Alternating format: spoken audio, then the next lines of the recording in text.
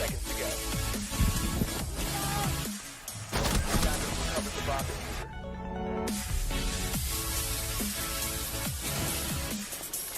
Cover the diffuser.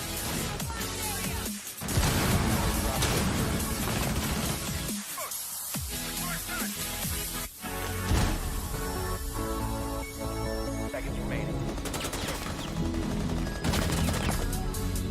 5 seconds.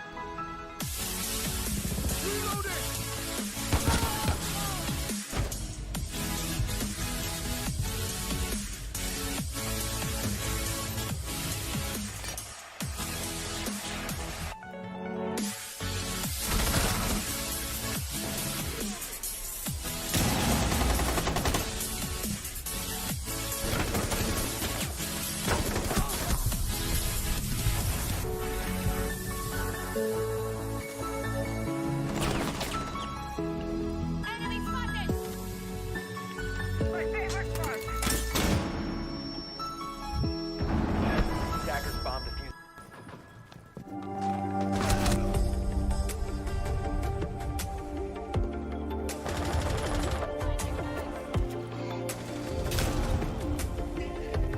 Ten seconds left.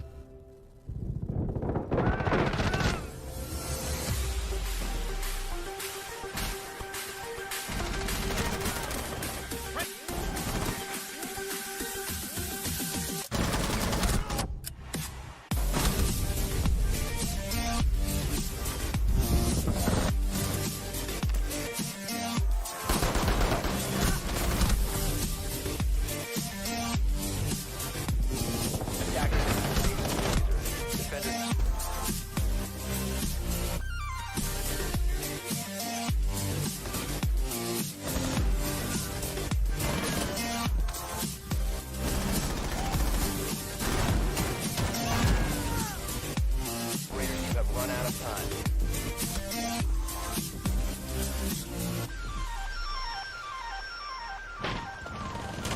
15 seconds to go.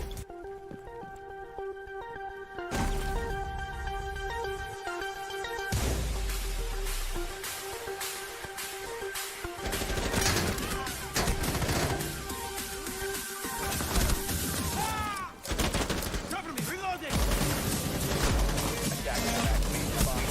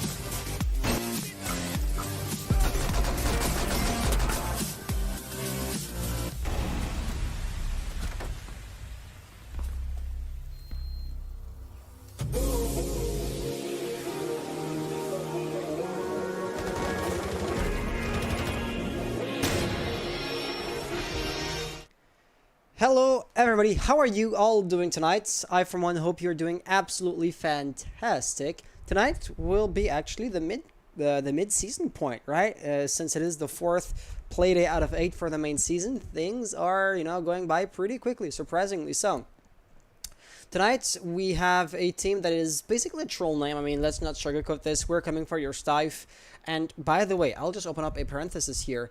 That will never fit in the Rainbow Six UI. So how could we, shorten it? Because if I just shorten it to "we are coming," that doesn't sound too good. I know it'll tickle the fancy of a few people with 30 minds.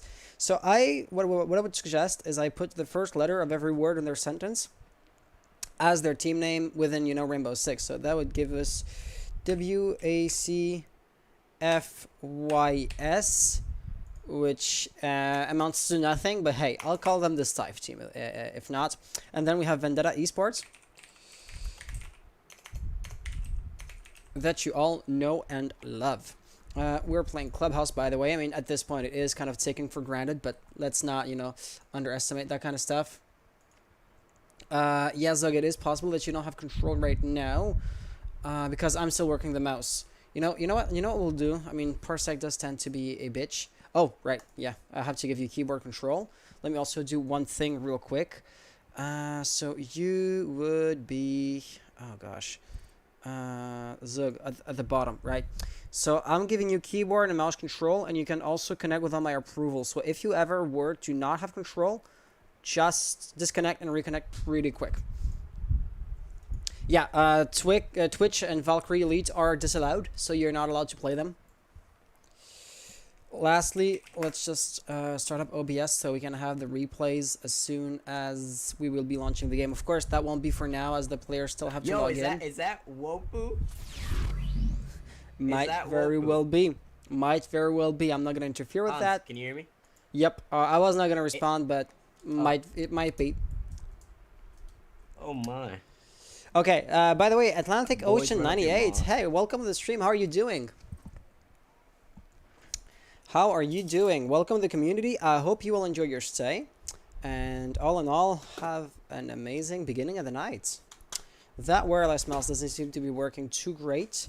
So, Zug, just so you know, I will need to grab the mouse and bring it over to the other computer for to do the replays every single round, because my trusted wireless mouse seems to be absent, as I had to back it up and get my setup mobile.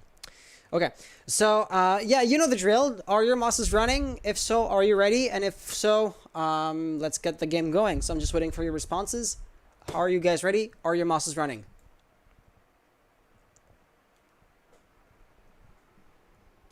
Vendetta, Stife.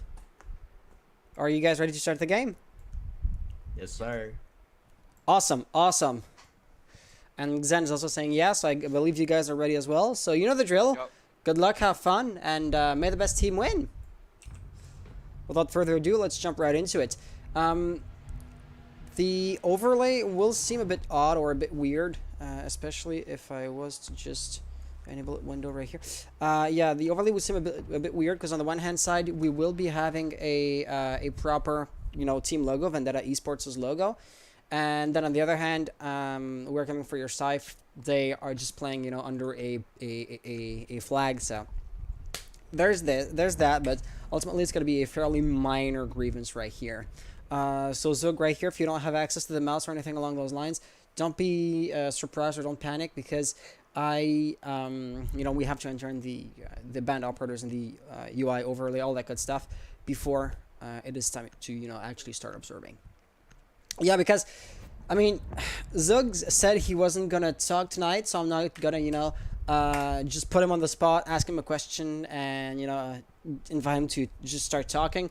But I mean, his game got not exactly uninstalled, but for some reason, his team, he realizes that moments before the stream goes live, he realizes his team no longer finds or knows about the Rainbow Six install, which kind of renders the install pointless, and of course, with only moments to spare, he cannot re-download it. Trying to repair the installation on the fly doesn't work out too great either.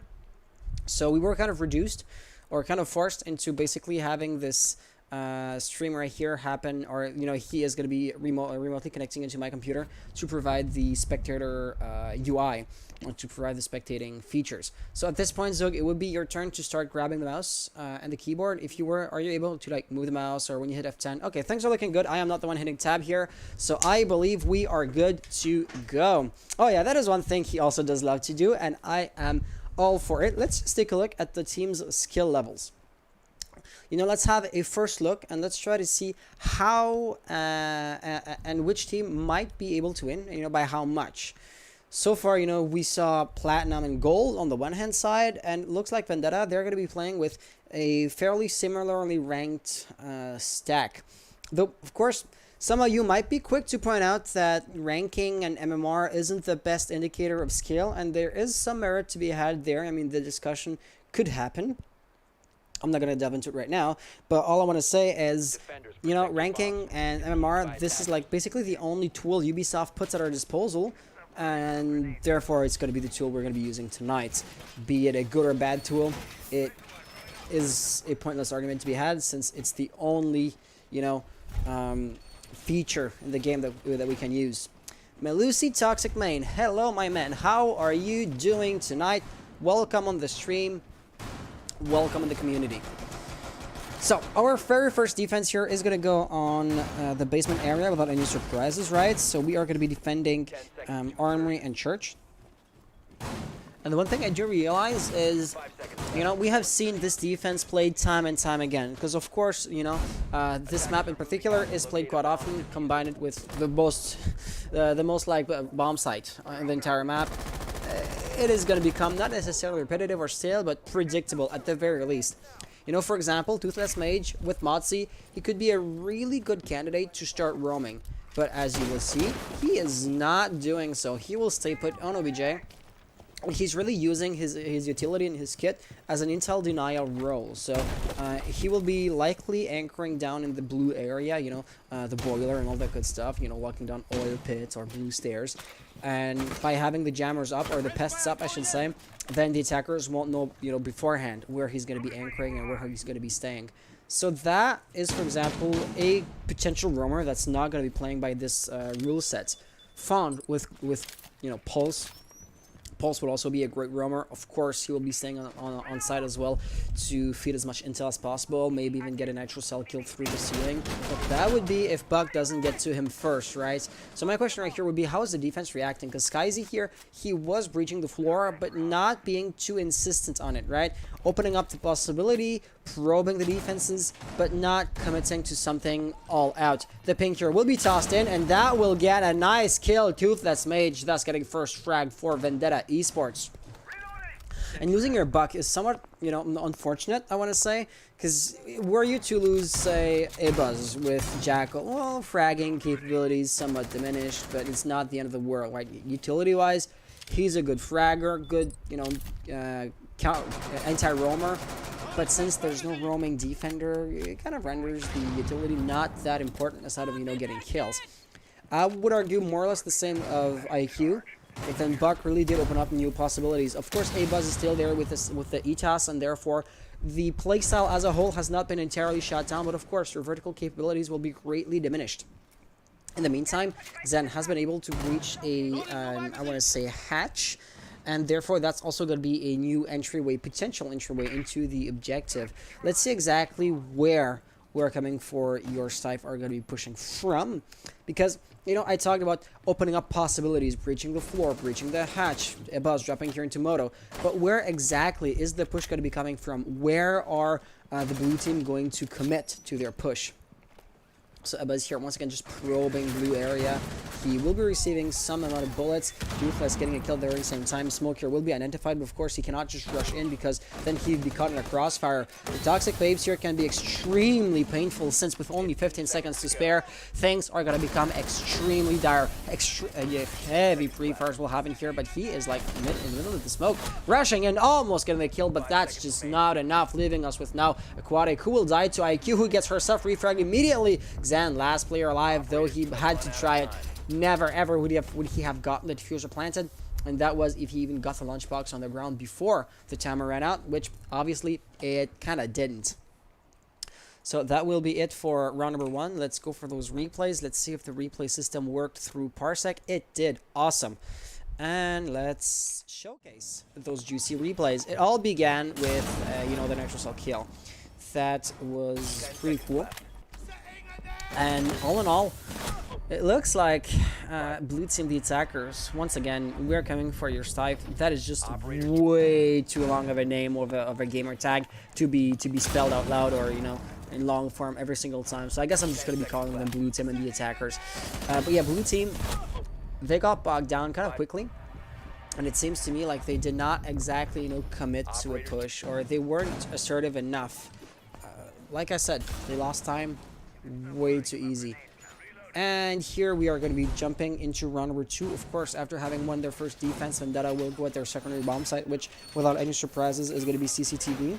I would say that Church and CC are roughly head-to-head or toe-to-toe, competing for the place or for the spot of favored primary bomb sites. Some teams will rather go downstairs. Some other teams will go on the top floor instead. And, it is a close contested battle, I would say. So, Vendetta, in that instance, they do prefer the basement area, but it comes to no surprise that they go to the top floor second. And, the defense would be, at this point, somewhat classic, I want to say. I mean, a typical example, you do have a Jaeger and Wamai to protect yourself from the EMP runners and all that good stuff. Then you have the Doc, who is, of course, going to be holding onto Garage. And that is going to be up to, for example, it would typically be a Zofia or here. Wopo. Yeah, that's Wopo. Wopo, he would likely be using well, his utility, how do you even call that thing in English? The electronics detector, I want to say, to destroy the bandit batteries from underneath, or the new jammers in that instance, or there's nothing along those lines, actually. So Abuz kind of got bogged down in a firefight in which he absolutely didn't need to commit to, because, Xen could have really easily opened up the reinforced wall. Failing that, you do have Edgix playing with Thatcher. Thatcher, I want to mention, has not been banned. It is the outlier. Usually he would be taken out of the picture. And it looks like Vendetta know this, so they're not even going to be picking, Bandit, Cade, or Mute, just not even attempting to protect this reinforced wall for some reason. Therefore, it makes it trivially easy for Xen to just breach the wall. And now they have a solid entryway into the objective. It's not, open. You cannot just walk through the opening you just made. But, soften up the defenses, get a kill or two, pop smoke, toss flashes in, and then, the prospect could actually become somewhat appealing. Also right here, directly in garage storage, he would be in theory ready to run out or to vault through if he needed to be, but it looks like he's not exactly prepared to attempt something like that. You can see the window hasn't been double tapped, for example, and he is quite content in playing it passively. After all, time is Vendetta Esports' ally. Gion here is going to get another kill, and all in all, things are looking really good. Xen does get a kill, but it's not enough to, enable the attackers to walk in. And that is going to be a third kill as a whole. Double kill for Toothless. Mage Diffuser lost, and Ejix is also going to be down. So was that a run out by Austin? Couldn't tell you, but Woopu here is going to keep the dream alive. He gets the first, still has 3 to go. Doesn't have the Diffuser. He has most of his health, but his position is known. So all in all, it would be what I consider a really dire situation, especially considering the Toxic Babes here. He can be pinned down for basically the remainder of the round, and there's not much he can do about that. He can either just, stay put, or accept that he's very likely to use some health to the Toxic Babes. For some reason, however, Aquatic didn't toss another one out, and here that is now going to be Austin peeking, not getting too many hits down, but still somewhat diminishing Wopu's health. And you now have 12 seconds and a desperate rush that is about to unfold. He has to peek. He can no longer afford any kind of hesitations. It's just going to be free fires where you generally might expect an opponent to be, but he's not landing those critical shots nearly fast enough. And Vendetta Esports, with a fairly predictable shot here, are going to win their second round. And that is going to be it for round number 2. We do have oofed. One in chat saying cracked. It might just be me not being too familiar with, I don't want to say slang, but contracted and short form language. But cracked, what exactly is that supposed to mean? I'm sorry, I do sound, or I do feel really illiterate or uncultured when I say this. But your one-word sentence, I cannot decipher the meaning of it, or what in the greater sense of it. I don't know what kind of idea you wanted to communicate here. So, with that being said, we are going to have a third defense that will happen here in the bedroom, without any surprises. Of course, you wouldn't dream of going to the bar area as a third defense. Nobody ever does that. And to be honest, I find it somewhat boring or deplorable, simply because Ubisoft failed to properly balance the last bomb site in the game. It makes Vendetta Esports' situations or positioning so predictable. I mean, for example, right, talking about the primary bomb site, you can realistically expect the teams to either go church or CCTV first. Both of these bomb sites are just as strong as the other one. 10 seconds to go. But then, when you drop down, bedroom is vastly superior to bar, and that doesn't keep the attackers guessing, and therefore they can, easily counter-strat their opponents. One thing that not every team does is to breach and open up the wall as much as Vendetta just did here. That is a lot. That's a lot of damage, actually. And if I had to bet, I would say it's because of Aquatic. So he's going to be playing, of course, with Clash. And the point of Clash, of course, is you have the shield deployed. You cannot, fall through, or you cannot, go prone or crouch to rotate from the one bomb site to the other. So creating a huge opening in the wall. That is why you'd want to. Well, that's why you want to open it up the way they did, because of Clash's presence. So, Lord Rue saying, hey, your message has been checked by mods and has not been sent. For some reason, I do see your message, though. So, hey, do with it what you want.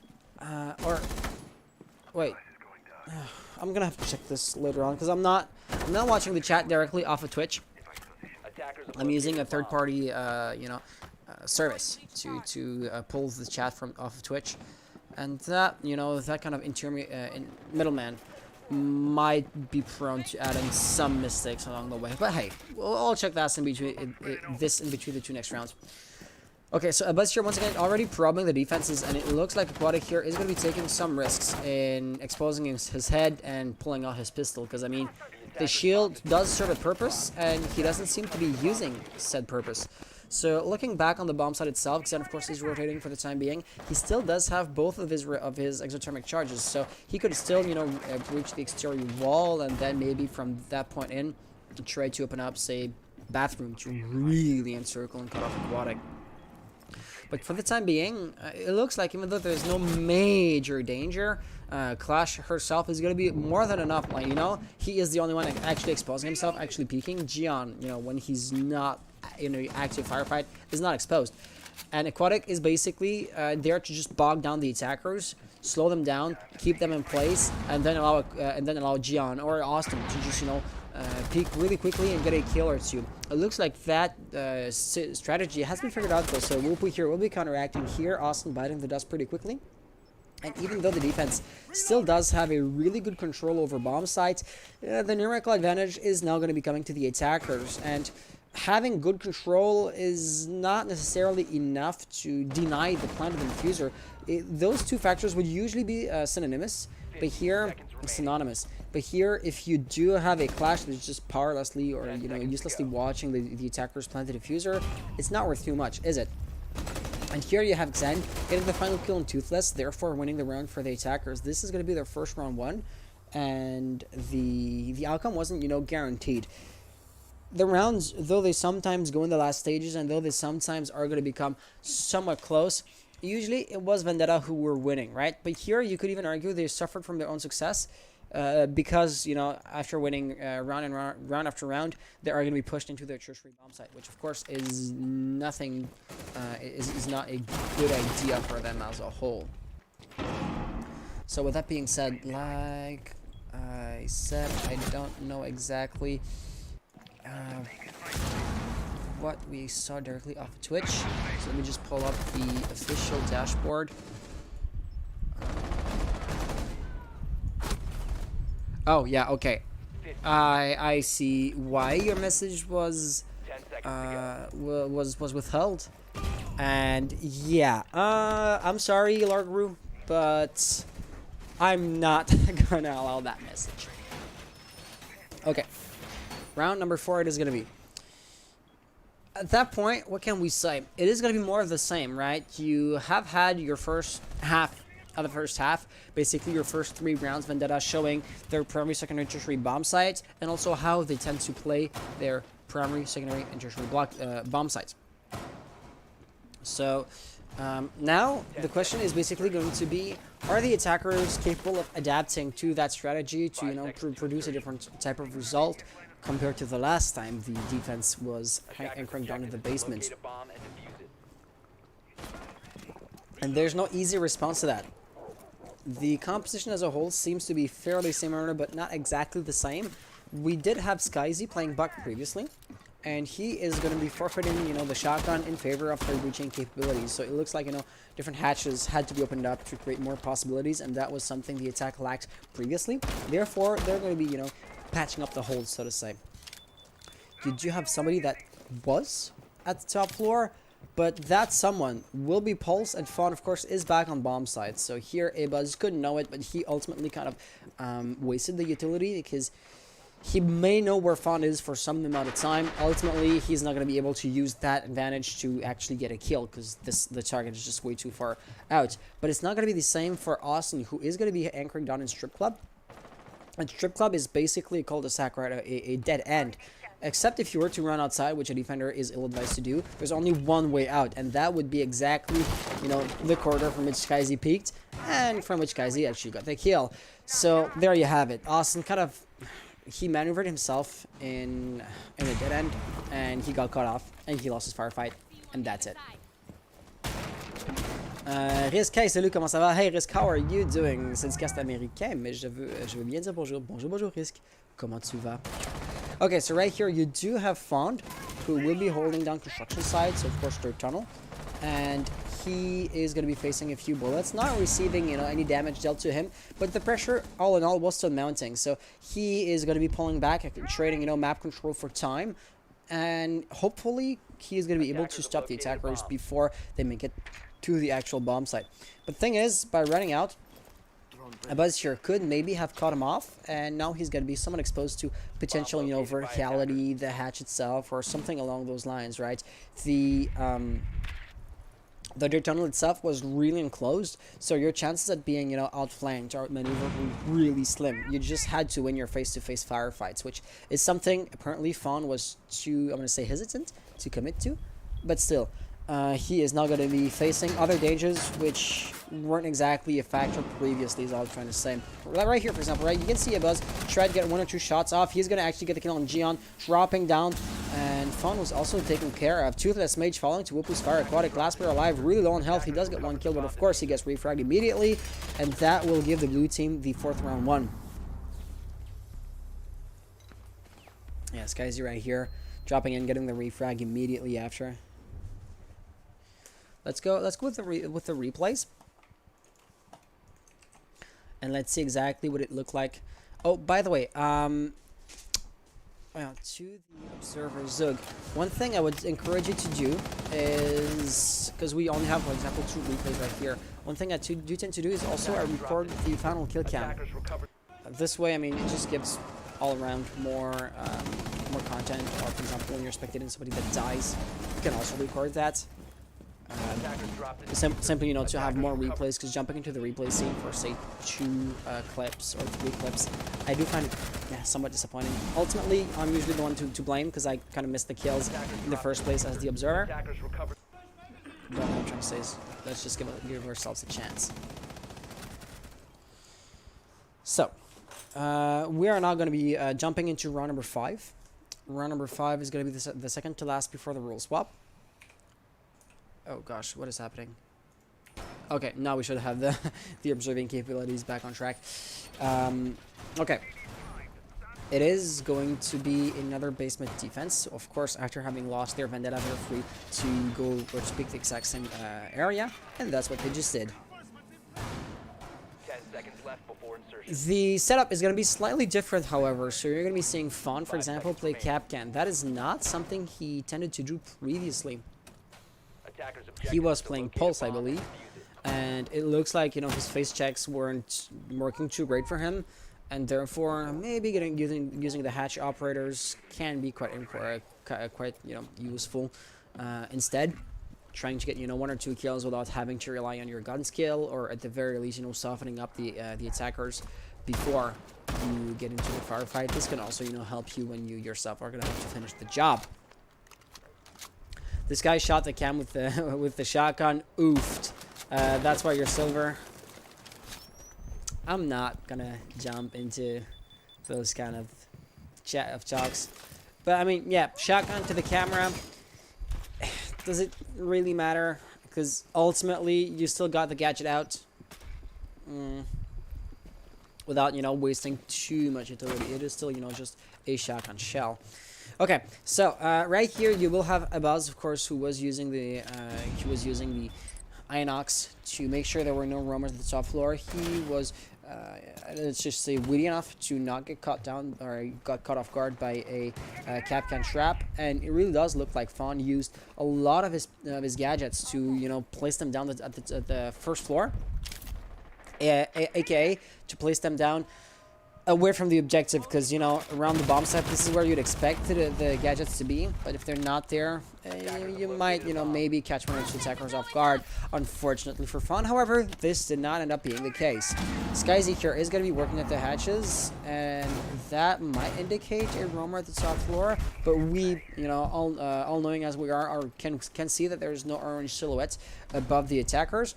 But there is going to be one around CCTV. That would be Austin, I assume? No, not Austin. Not Toothless either. Wait, Capcan roaming when you have a Matse in a composition? That would be odd. But hey, if it works, why not? So here, Fawn will be at large, and the interesting thing is the attackers, they came in the map through the top floor initially. They cleared out the top floor, and then they moved to the first floor. Therefore, they will believe that, you know, the room above them is safe, which is not the case. Asfan is going to demonstrate right here by getting a kill on Zen, who was also the bearer of the diffuser. I don't know if he realizes that, because he seemed to be interested in holding the diffuser from above, and an attempt will be made, but that just so happened to not work out too great for them. Still, Fawn is alive, and he is unchallenged. I mean, there's nobody. Oh, he sees a couple. That could be really interesting. I've never seen this angle be used before, but if he gets a kill by doing so, I would be amazed. Unfortunately, it looks like there's going to be some other defender directly on bomb site who gets those kills and who denies them to Capcan. Basically, Thatcher biting the dust. And it looks like Skyzy was the last one alive, who himself died to Austin's fire a few short moments after. So there you have it. It looks like we're going to be having at the very least 3 kills for the 3 rounds for the defense, maybe even 4, looking at how the 6th round goes. And let's just go for the replays. And also, Largru, we have a, oh gosh, I'm in caps lock. Let's not yell at you. We have a 3 minutes delay. I should get a bot together, to be honest. But I'm lazy. I like, for real, I have no reason whatsoever. But yeah, there's no bots. I mean, there is one, but it's just not running the kind of bot where it's a program running off your computer rather than being a web server, such as, you know, Stream Elements or Streamlabs. So our 6th round, last one before the wheel swap, will be up by CCTV again. And I would say, oh well, looking at their historical data, well, last time the Vendetta defended CCTV, they were able to successfully win the round. So therefore, looking at the historical data, they should win the round yet again. That, you know, logic or that line of reasoning didn't hold true for the previous round. After all, they had won their first defense in church, but then the second one wasn't that successful. They had to try a 3rd time to, you know, get a 2nd win there. And therefore, I am torn. I wouldn't be ready to, you know, just stick a flag in it and say, okay, they're going to be winning, or okay, they're going to be losing, definitely. All in all, all I can say is, let's just wait and see. Large saying, you the only caster? Yeah, for tonight, I'm going to be the only caster, but we're always working on increasing our team size. Having, you know, 2 or 3 casters would be amazing, because every single match would then be covered. But that's just not going to be the case for it tonight. In an ideal scenario, however, next week, that might be the case. I might be somewhat, let's say, enthusiastic, and maybe a bit too much, but hey, we are still trying. Yeah, Capcan roaming, that was something that surprised me as well. So Fawn right here will be tagged by Jackal, doesn't seem to be too big of a distraction for him. And it's quite interesting to see how the attackers this time around are inserting themselves in an unorthodox fashion, because of course, you know, you'd usually come in through stocks, then, you know, go in the landing and breach the ceiling from there, try to push through garage as well, use Hibana if needed, and, you know, in the meantime, you also somehow at some point manage to breach the exterior half-roof wall. But here, the attackers, so in blue team, they're doing nothing along those lines. It's going to be a bedroom construction push. The main wall has also been breached in the meantime, but, you know, Xen really does seem to be an afterthought and not the main focal point of the attack, even though he will be getting the first blood here. Wilpu always watching the back, of course, because you do want to keep an eye out for that. But Austin will be getting the kill on Ajax, and right here, Austin will get refragged, but the refrag itself does get refragged immediately thereafter. Gion, really low on health. He is actually going to be put in a down but not out situation. It is really unfortunate that the Twitch drones, for example, could no longer just take him out of the picture. But hey, it would be risky. Gion could, on theory, still be revived. So right now, it is going to be, for the time being, a 3v2 situation. Like I said, John, if you were to revive him, like is happening right now, I believe, it would still, you know, tie down one of the 2 remaining surviving defenders. And right here, you know, your Maestro is going to be cut down for good. Now, 2v2 situation, but oh, right here, Jackal bites the dust, leaving us with IQ. Wolf in a 1v1 situation. Now, Fawn, with 33 seconds remaining on the clock, cannot really play for time just yet. But as he hears the Goo Mine being pulled out of the foot, he does know that he's going to be facing against a weaker attacker, and that will win him the firefight. Plus, it does look like the bulletproof camera was feeding intel. So, this was it for the first half of the match. A 4-2 situation will be basically declared. And yeah, things are looking pretty good for Vendetta Esports. Because after all, remember that it was the attackers, it was We're Coming For Your Stuff, who did pick the sides. I.e., they probably assumed that it would be easier attacking and that they would be able to win a few rounds and have the upper hand by the time the half-point marks hits. Which, of course, as we see right now, is just not the case. Therefore, you could argue Vendetta, they do have the upper hand in that situation.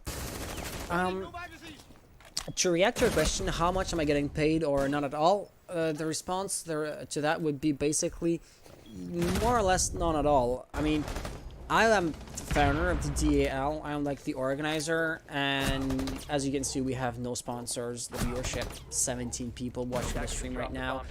We don't have, we're not selling merch, or, you know, like I said, there's no external sponsorship, anything along those lines. Registrations are free, and, you know, those events that do have paid registration, the money just goes directly into the prize pool.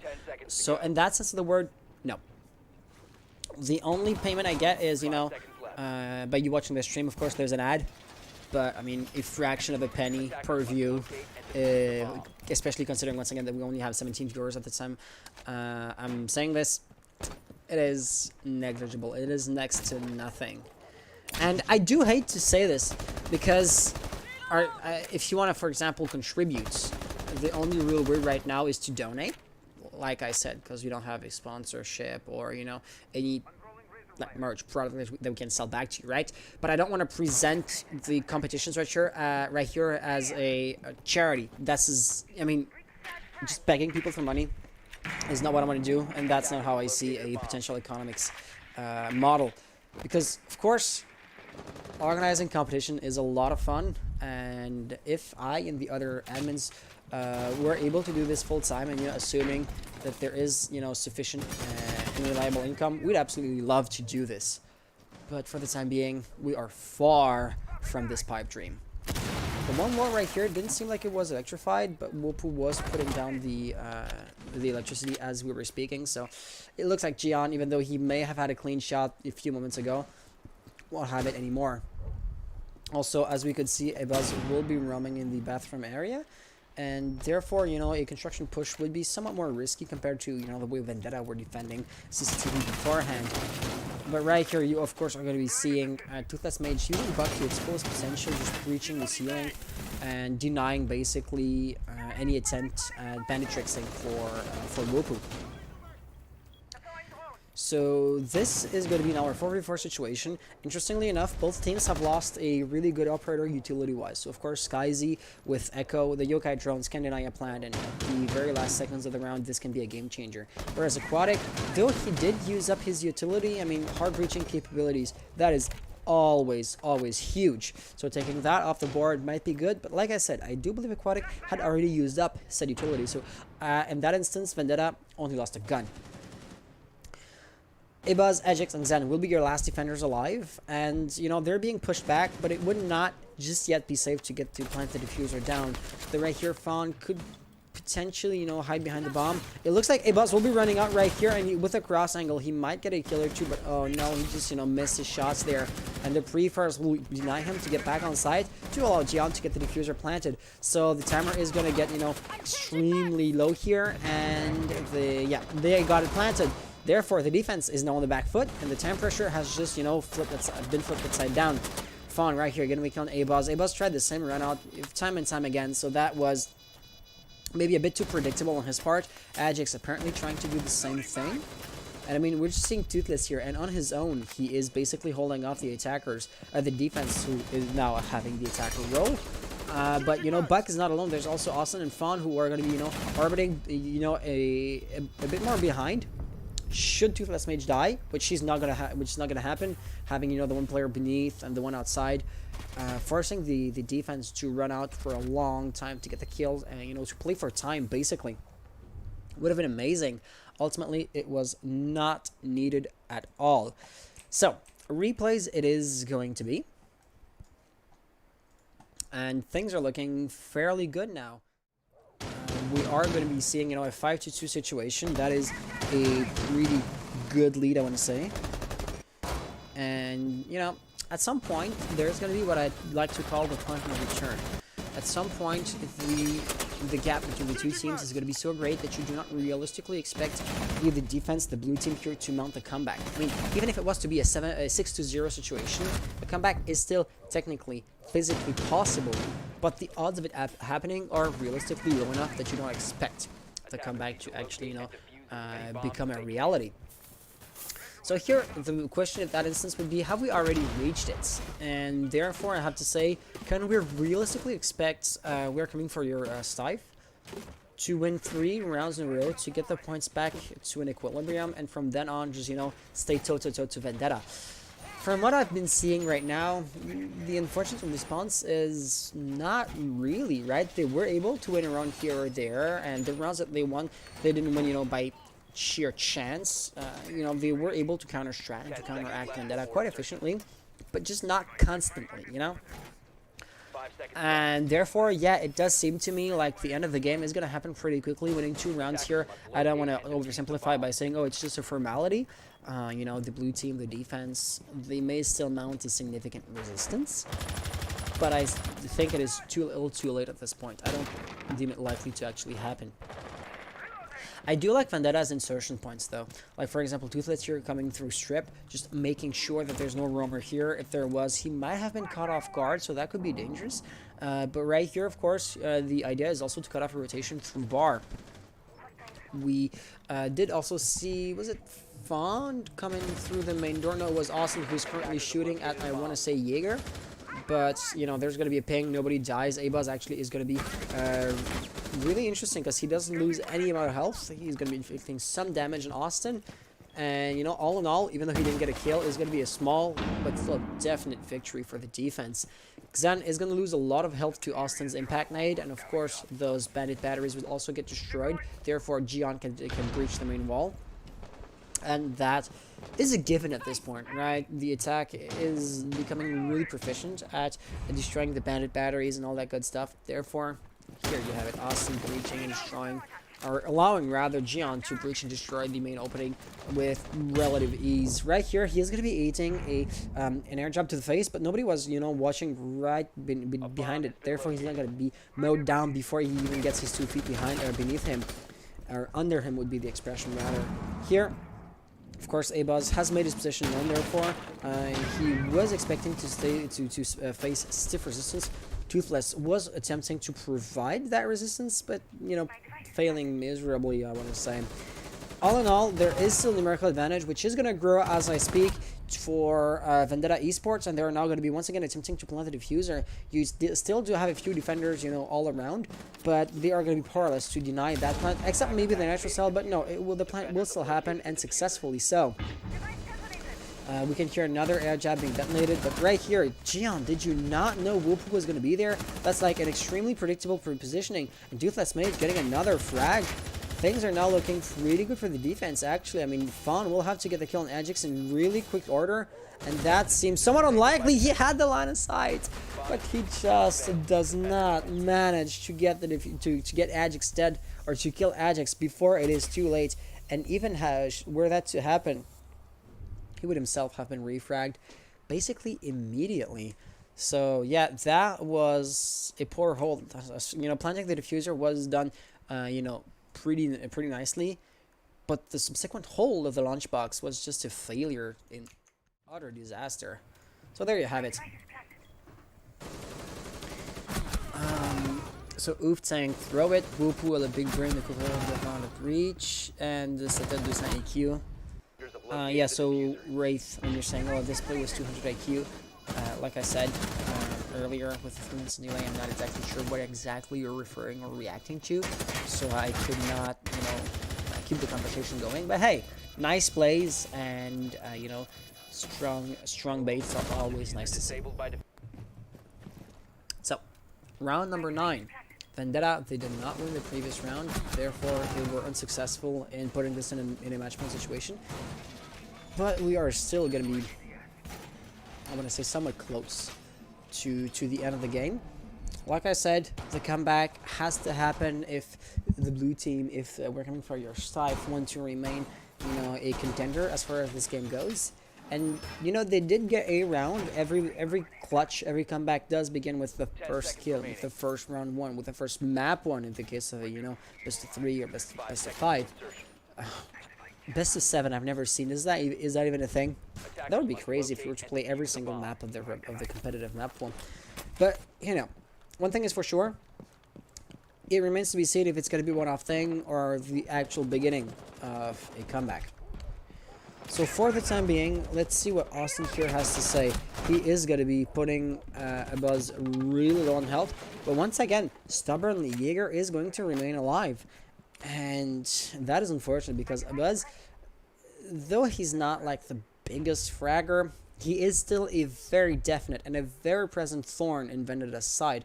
Because, you know, right here, for example, he didn't get the kill, but he still was an absolute danger. And now Austin is going to be aware that there's a threat near to him, and he has to be wary of that. And Abuzz, of course, is really good with his mobility. He disappears and comes back exactly when and where he's going to be needed for his team. So that is really the strong of his mobility and of his plays. But for the time being, it looks like he's not going to be attempting to be too aggressive. Actually, every single defender is going to be on the basement floor. Zen getting a first kill on Aquatic. But like the last time around, it is going to happen just after he breaches the hatch. And of course, you also do have Gion, so he could also breach the hatch and finish Aquatic's job. Sorry for the yawn. So yeah, for the time being, I do want to say it is going to be a full turtle strat. And full turtle strats would usually not be the way to go. I mean, the overwhelming majority of its rounds, that's not the right call to make. But here, I do find it quite interesting and quite promising, simply because there's roughly 5 ways to set foot on the basement area, like 2 hatches, 2 staircases, you know, oil pit and blue are basically being held from the same angle as far as the defense is concerned, and then dirt tunnel. That makes 5 entryways. If you have 5 defenders, there's no way to like sneak past the defense without them realizing it. And that's exactly what we see right here. Vendetta, no matter what they try, they get shut down systematically. And it just so happens that they lose their face-to-face firefights, their face checks. At that point, I mean, it is up to individual players' gun skills. And it looks like, at the very least, the defensive setup, or, you know, the grid-like coverage that they have set up here is really strong. Right here, there is going to be a Pulse who does get a nice kill on Toothless. Toothless was kind of firing back, but that was just not too little too late. Gion getting a double kill here, and Fawn doing the same thing, kind of flipping the tables. The defense did have a huge numerical advantage, which just evaporated and disappeared into thin air. Gion now planting his last attacker alive, and it is going to be quite perilous of him to do that, but he is going to be sticking with it, and that is going to pay off. He does not seem to know exactly where his opponents are going to be. Right there, there's going to be Legion he sees, but the bullets are not going to hit their marks. Over there, he does get the kill with the pistol. The Muzak is just such a strong gun. Goddamn pronunciation. And now you have Whoop with Asper alive. Oh, don't reload while you're getting peeked. That would be a mistake. And he's going to peek directly in the line of bullets. How unfortunate. How unfortunate. Therefore, we will have basically the blue team winning. I don't want to say a free round, but to me it feels like Gion was a bit more aggressive than he should have been. I mean, assuming he does lose his firefight in that instance, you know, assuming his gun skill is weaker than his opponents, he should have delayed the round or the firefight as much as possible, which here, well, didn't happen. He was like actively peeking, and he just had a pistol, whereas his opponent did have a full-blown LMG. So you can really see how the firefight or the firepower discrepancy end up hurting the attack. So yeah, all in all, it does look like things are kind of slipping for Vendetta. They did have a comfortable lead. Now they're only leading by a single point. So the comeback that I did deem quite unlikely previously, well, might still end up happening. And the players might still, you know, just prove me wrong. But, you know what's going to happen here? The same thing that happened to Vendetta before. Because here, the defense won twice in a row, and now they're forced into their tertiary bomb site, aka Gym. And Gym Bedroom is notoriously weak compared to the other bomb sites, and therefore it is likely to give the inherent advantage to Vendetta. At this point, it could be a nice round for the attackers to put this in the match point situation. Okay. In the chat here, it looks like Rewolf, they did beat OMRC 7-3, which I didn't expect, to be honest, because OMRC, they're supposed to be like a really good team, so surprises. And I would assume that, you know, Axios' game didn't last too long either, because I do believe that match was not exactly well balanced. it happens, you know, the first round of the tournament, and therefore 5 seconds. this match right here is quite likely to be the last or the longest lasting match of the entire competition, of the entire tournament, as far as the first round is concerned. Therefore, the nice thing is, you know, if we're ready to generate round number 2 as soon as that game is finished, as far as the stream is concerned, there is no downtime or delay whatsoever, which is kind of nice to see. Yeah, actually, I was beating them 70-0. That's not too surprising. Not too surprising at all. Okay, but let's just get back at the game at hand here. We are, yeah, 70-0. Toxic responding, Jesus. It was somewhat unbalanced. Okay, so Austin, he did breach half roof over there, but he is not going to be inserting through that. Toothless, you know, going at it, just slowly destroying the defensive setup. You got 36 viewers, not 17. Yeah, well, when I was saying this, I had 17. But since there's a 3 minutes delay, you know, viewers come and go before. Put more ads for more money. I feel like you deserve it. I mean, I could. For example, okay, here. For example, Twitch does the thing where if you run an ad, say a 30 seconds ad, then for the next 30 minutes, there is not going to be any ads for the new people that jump into the stream. So if we were to run an ad, for example, in between the games, when there's not much happening and when there's not much to be, you know, missed out on, if we're to do that, then the people that will be joining in or hopping into the stream for the next game, basically, they themselves would not get an ad. So that might be an interesting concept, like Toxic saying, oh, hey, I wouldn't mind more ads because I don't mind, you know, supporting you. And we might turn this into a, hey, let's also make it so that it is less painful for newcomers to by not showing them an ad. Because here, I know I'm not casting the game, and I know the fuse is being planted, and the nitro cell is going to fail in denying that.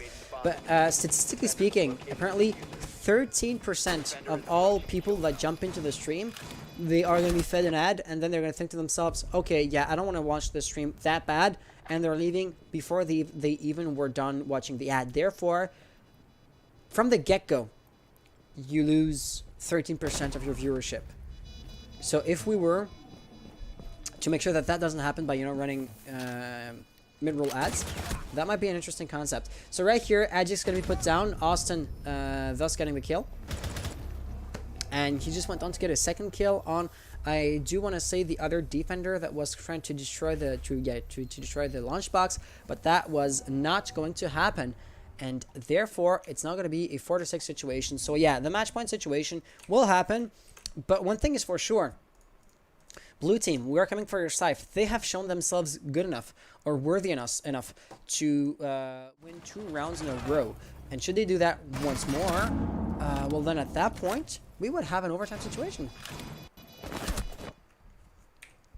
I did see the players in game chat talking to me, or, you know, I did see from the corner of my eye Hans somewhere in the chat, but, you know, I was working the mouse to display the replays. So I'm just going to tell them I didn't see the last message you directed at me.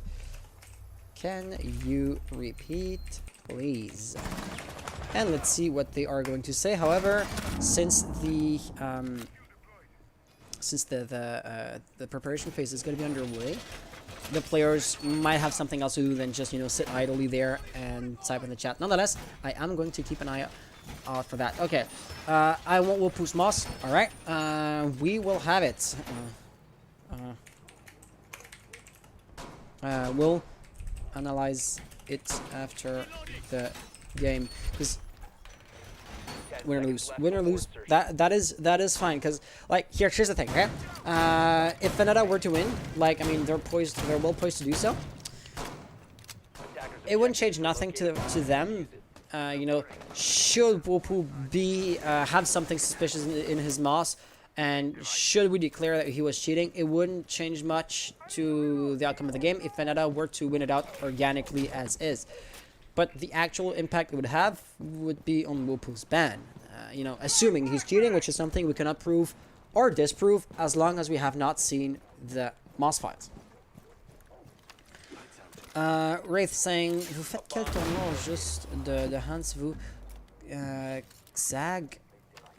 I believe Zag is playing, but on another team tonight. But yeah, like he's gonna respond to that faster than you are gonna be able to hear me, simply because we do have the 3 minutes of delay.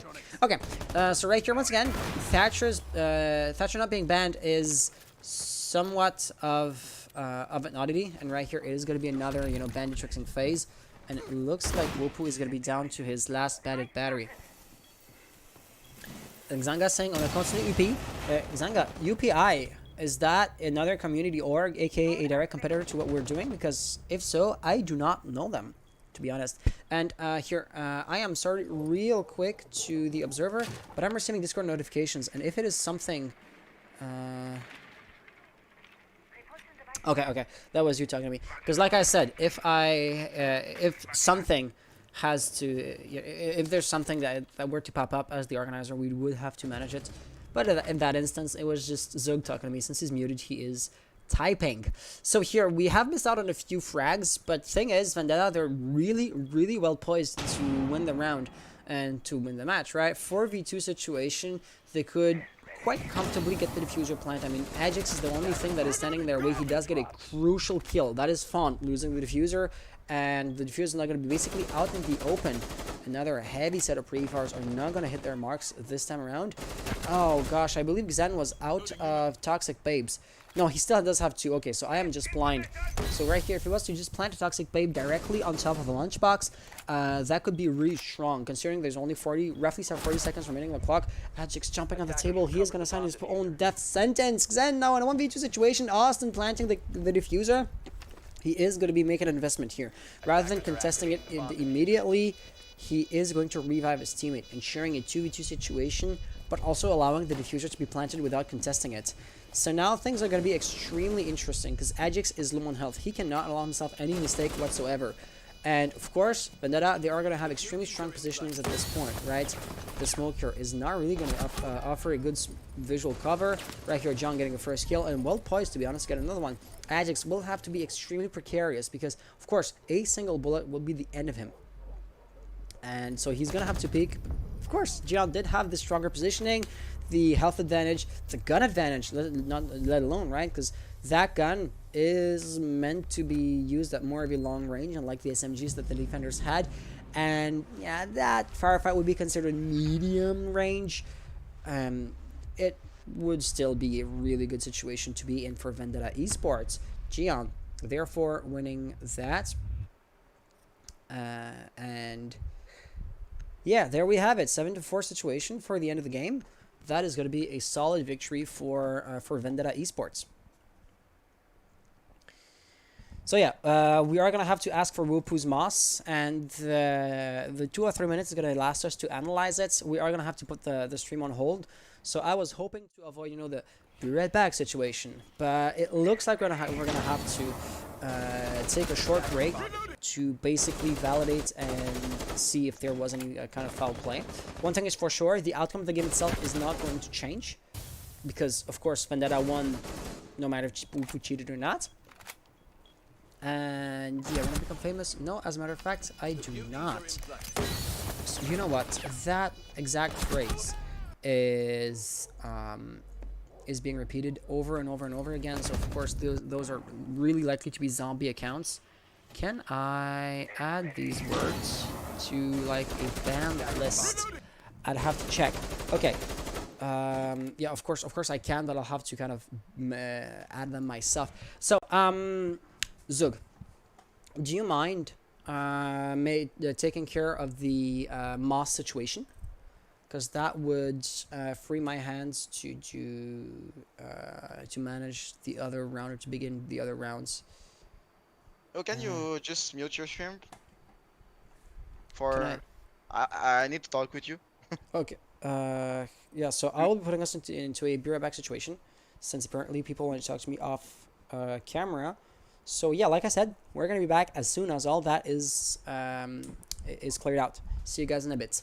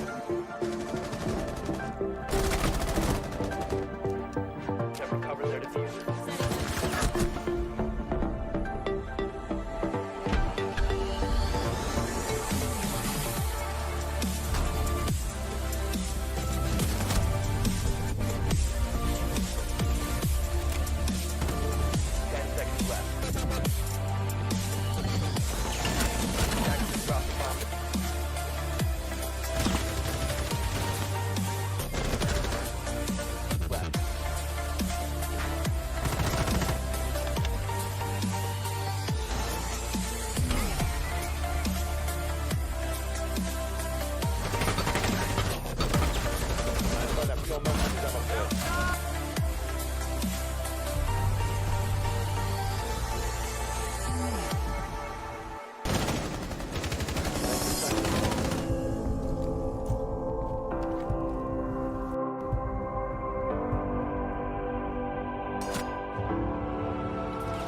Drop the bomb.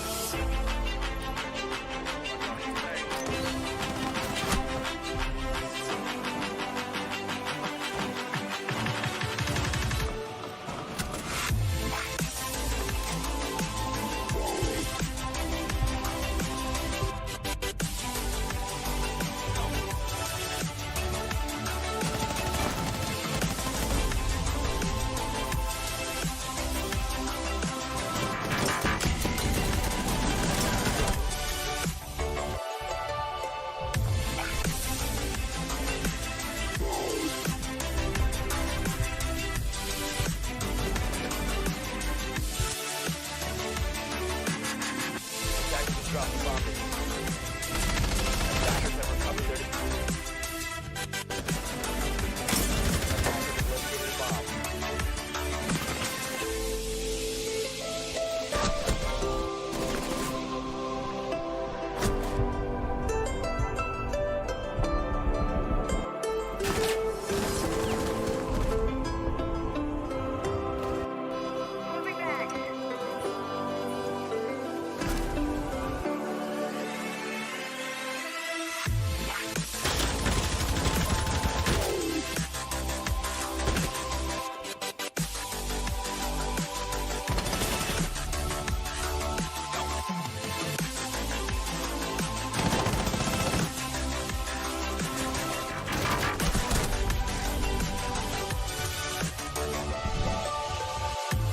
Attackers recovered the bomb. 5 seconds to go.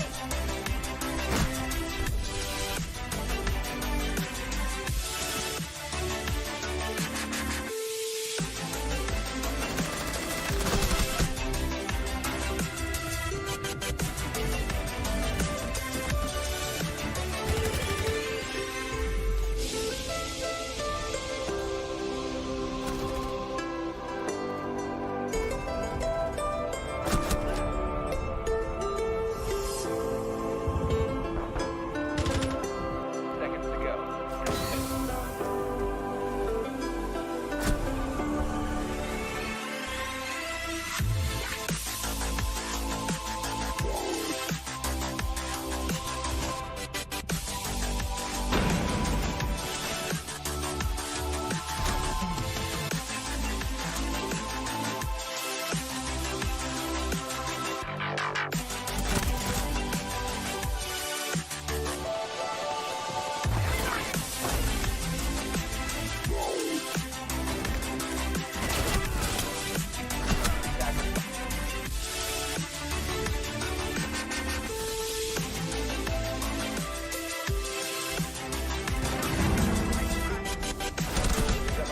A été abandonné.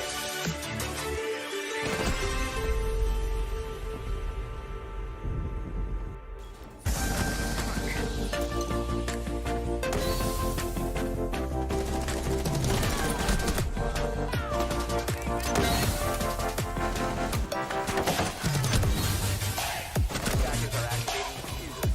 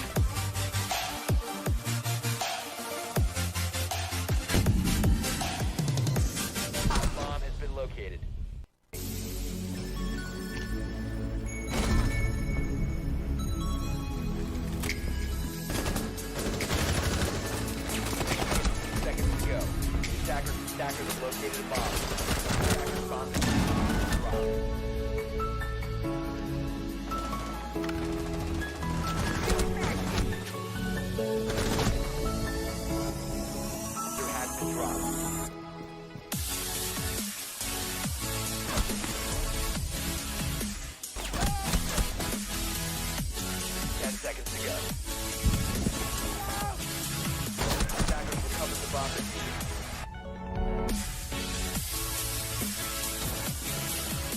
Cover the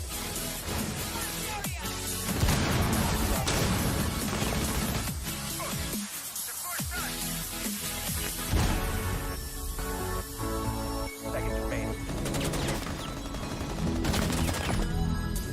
5 seconds.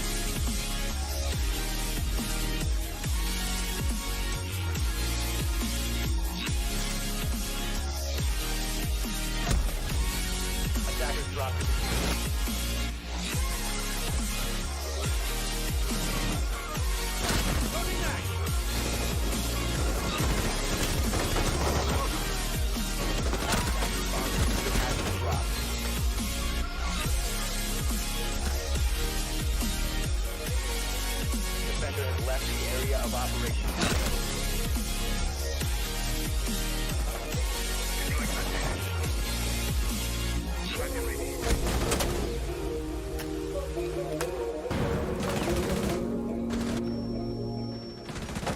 Attackers recovered the bomb.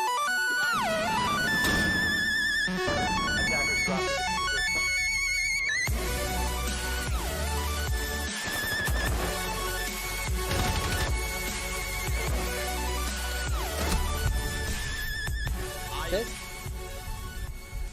This will be a fairly brutal or quick, I want to say, introduction to the next game. But here we are. It is going to be the exact same map with one of the exact same teams, aka Vendetta Esports. I actually wanted to cast Myriad Esports because they're a new team, and you know we do like to welcome newcomers by giving them screen time. You know, I try to give every team screen time, but sometimes you do have to prioritize, right? So right here, this is gonna be a lucky coincidence as far as Vendetta are concerned because they will be getting streamed and casted twice in a row. So hey, good for you, I guess. You will also see that things have been hectic in the behind the scenes, so we have not yet updated the overlay. But rest assured, I'll do this. You know, I'll squeeze it's in between, you know, a few of the tasks that I have at hand.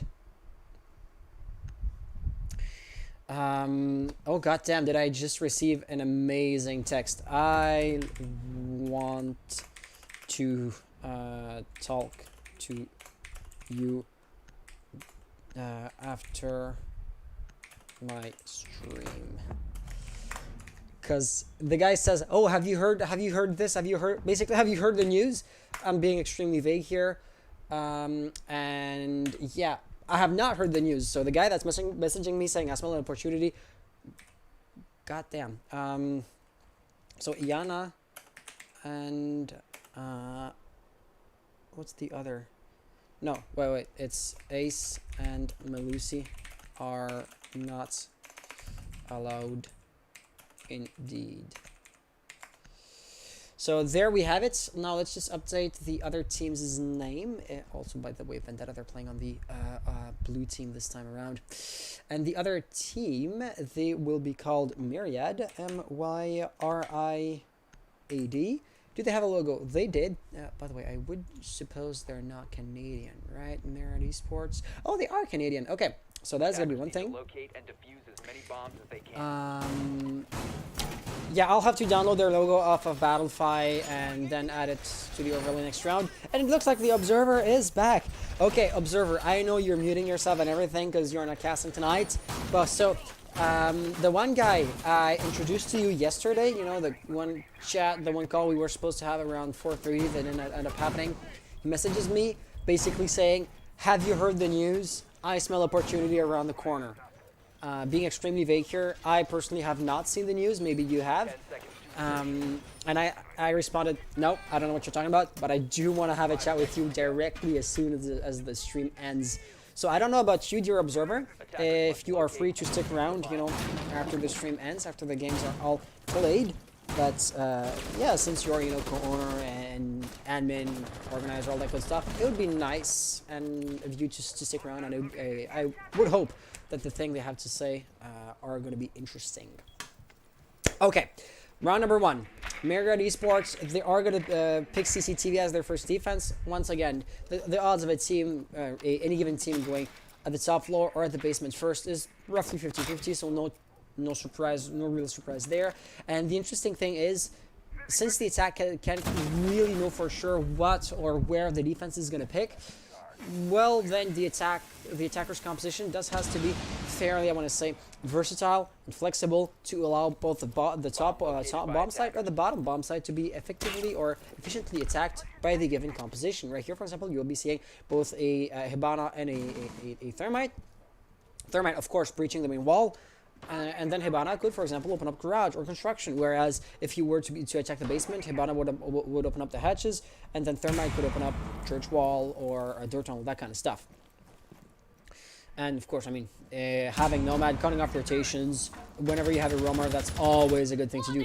Austin right here shooting at whoever was on the catwalk, but there is going to be a pesky little Jaeger. That's going to be, oh gosh, how do you pronounce that gamer tag?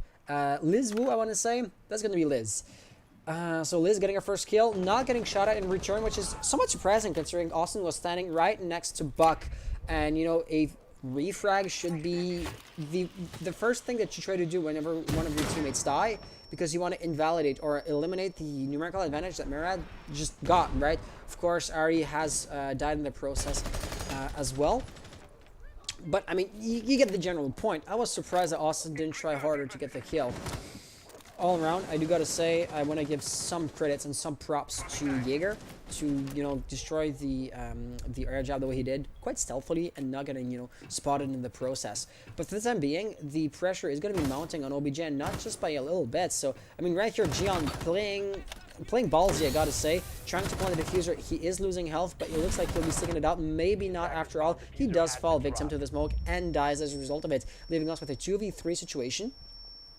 Fond and Aquatic are both on the garage catwalk, so of course both of them working in tandem. But if some defender, doesn't look to be the case right now, but if somebody was to attempt to roam, a successful roam, he could get 2 kills pretty quickly. Thing is, you know, both their backs are turned against to the same angle, and it looks like it didn't work for Nomad, doesn't work for Hibana either. Liz right here getting 3 kills in total. That is going to be a great round for Jaeger.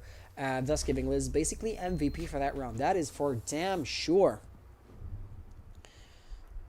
So yeah, let me just finish updating the UI. So we're gonna have to download their team logo. That's gonna take half a second. Plus, Doug, you said I would be there. That is amazing. Oh gosh, I will have also to add the replays to that, because that's the kind of thing I do usually when you're not seeing the screen when I'm showcasing the replays. But I kind of forgot about this. Let me just click this, that, and that. There we are. Okay, so we are on the Battlefy website. We are downloading their image. It is a PNG. Awesome. I just want to say, Natman, why do you only take PNGs? Some teams will have a JPEG of their logo, and I see nothing wrong inherently with that. But it looks like Natman, they still stubbornly just cough up an error message and prevent you from uploading a JPEG as a team logo. Whereas I don't see any compelling reason to actually go full on against that kind of behavior, right? Nonetheless, that was round number 1, won by Marriott on CCTV. Let's see what round number 2 is going to entail. So, of course, after winning at the top floor, the defense is going to go by Church. 5 seconds to go. No surprises there, right? On Church, of course, the composition is going to adapt accordingly, and that might be one major sticking point between Myriad and Vendetta's defenses. Austin going F. Oh no. Oh no, is that going to be a rehost situation? That's unfortunate. Might still happen. Rehost or not. It is too late now. The attack phase began. We can rehost next round though. So yeah, of course, I mean the rules are a bit more subtle than just, oh, the attack phase began. Attack phase, you can still rehost if the attack phase has begun, but it's less than 20 seconds underway and no kill has occurred.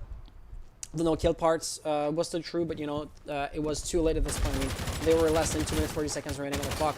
So I did dumb it down here just to keep the sentence short. I mean, if there's somebody that's like super well attuned with the rules, you'll realize the slight discrepancy between the actual rules and what I said, but ultimately the result is going to stay the same since it was too late to accept a rehost. But that is unfortunate. I mean, had they asked for one previously or just earlier, faster, quicker, they would have been allowed one. But hey, it is what it is. And even if we were in a 45 situation, it looks like the defense was still good enough to bring this back to a 4v4, but then Liz got a nasty blow to the face thanks to Toothless. it does look like both teams are gonna, you know, stay toe to toe. That is for sure. Next year might try the nitro cell, but the silhouette is just no longer there. That is always unfortunate. But still, I mean, it would on the surface seem like that it would look like the defense is being pressed kind of hard, right? Hatch is opening up, numerical advantage, all that good stuff. But the defense or the remaining defenders were not roaming. So of course, Ooft right here is holding a control, and it would be quite hard to plant under his nose on Church. You know? Two attackers dropping down right here. If he loses this firefight, then there's nothing that can be done for him, right? Hex, last player alive now, is going to attempt and fail to cut off that rotation. There's still going to be Toothless here, but he of course knows that the last defender is going to be there. So Buck doesn't have to peek. He just has to cut off the rotation, and he looks to be working on that quite fine. Right here, there is going to be a first firefight with Austin. Nothing's going to connect there, but then there it is, right? Toothless with Buck being the actual danger there. Hex is gone, unfortunately, just missing shot after shot after shot. And that's going to be the end of that round. Vendetta Esports, ultimately, without too many surprises, because of the numerical advantage that they had, are going to win the round. Can he join back? He can, but it doesn't matter. If they're asking for a rehost, we're rehosting. So yeah, leave. We are rehosting, but before we do this, let's just jump into the replays. And yeah, so it is kind of unfortunate because the defense here, Myriad, they were able to, I don't want to say too easily, but somewhat easily win the first round, right? So things were looking really good to them, and then, you know, it just took a turn for the worst as soon as they lost their fifth there. But hey, that's what a rehost is there for. So let's see what things look like here. We are going to have to rehost Clubhouse. Our band operators were, and I quote, Maverick, Thatcher, Cade, and Maestro. We are going to invite the players back. So Liz on the one hand side, on the other side, there's going to be Aquatic, Austin, and Fond. That should be good. The blue team's name was Vendetta. And the orange team is, of course, Myriad. Okay, rounds history. We won CCTV first. It has been won by the orange team, aka by the defense. Second round was a church defense, and that was a successful attack. As far as I'm concerned, we are ready to go as soon as the players are in here. Liz already logging in. Aquatic, Austin, and Fond will all be getting an invite. That should help us. And who else was there? Relix.mir. Okay. Did you set the score good? Yep, we'll be resuming 1-1. Alright. Yeah, that is like something where I'm always somewhat nervous, because if I was to just, you know, mess up or misclick here once, we'd have to go for another rehost basically. But I'm fairly confident I can still manage, you know, like 2 rounds for a rehost. So yeah, there's that. Looking at Pang TV, they were just a little slow. Pang, how are you doing, my man? Saying it's because of the weather. That happens. It does happen. You know what? Did I follow your channel? I don't think I did. Because yeah, so for context, it was yesterday that I casted Pharmacy's tournament, and Pank was another caster alongside of me. So there were a few matches happening, you know, in parallel to one another. Austin, yeah, Gian belongs on the other team, so Erlix will have to swap teams. And yeah, so Pank was another caster. I unfortunately didn't catch your game. I had to leave as soon as the stream was over on my end, so I couldn't watch, you know, your last game. But hey, I am sure you are a great caster. So there you have it, guys. If you like this kind of content and want more of that general kind of content, following Pank might be a good idea. Okay. All right, so I see both teams are ready. Resuming, like I said, 1-1. The band operators have also been set, so really it's as if nothing had happened. Good luck, have fun. May the best team win. Good luck, have fun. And let's jump right back into this. Okay. One round, one by each team, neither really having the upper hand. And this isn't farm season. No, this isn't. This is my own. Neither team really having the upper hand. And on a personal level, of course, Vendetta, they're playing in the league, so we see them every single week. Plus, when they participate in the tournaments, well, we start to know what their team looks like, what their habits, their play styles, their mains, compositions, strategies, all that good stuff. Whereas Myriad, they're still a new team. This is like the first time I personally cast them, and seeing 2 of their rounds, it's still a really small, I want to say, sample size to kind of quantify them, to say, oh, they tend to play like this or like that, and to predict what's going to happen. Generally speaking, of course, the defense just failed on Church, so this is where Myriad will go again. And let's hope for their sakes that being a full 5v5 stack... Wrong title? Wait, what? Did I not update the title before? And might that be why you're asking? Gosh, that did not update. God damn, sorry about that, guys. Okay.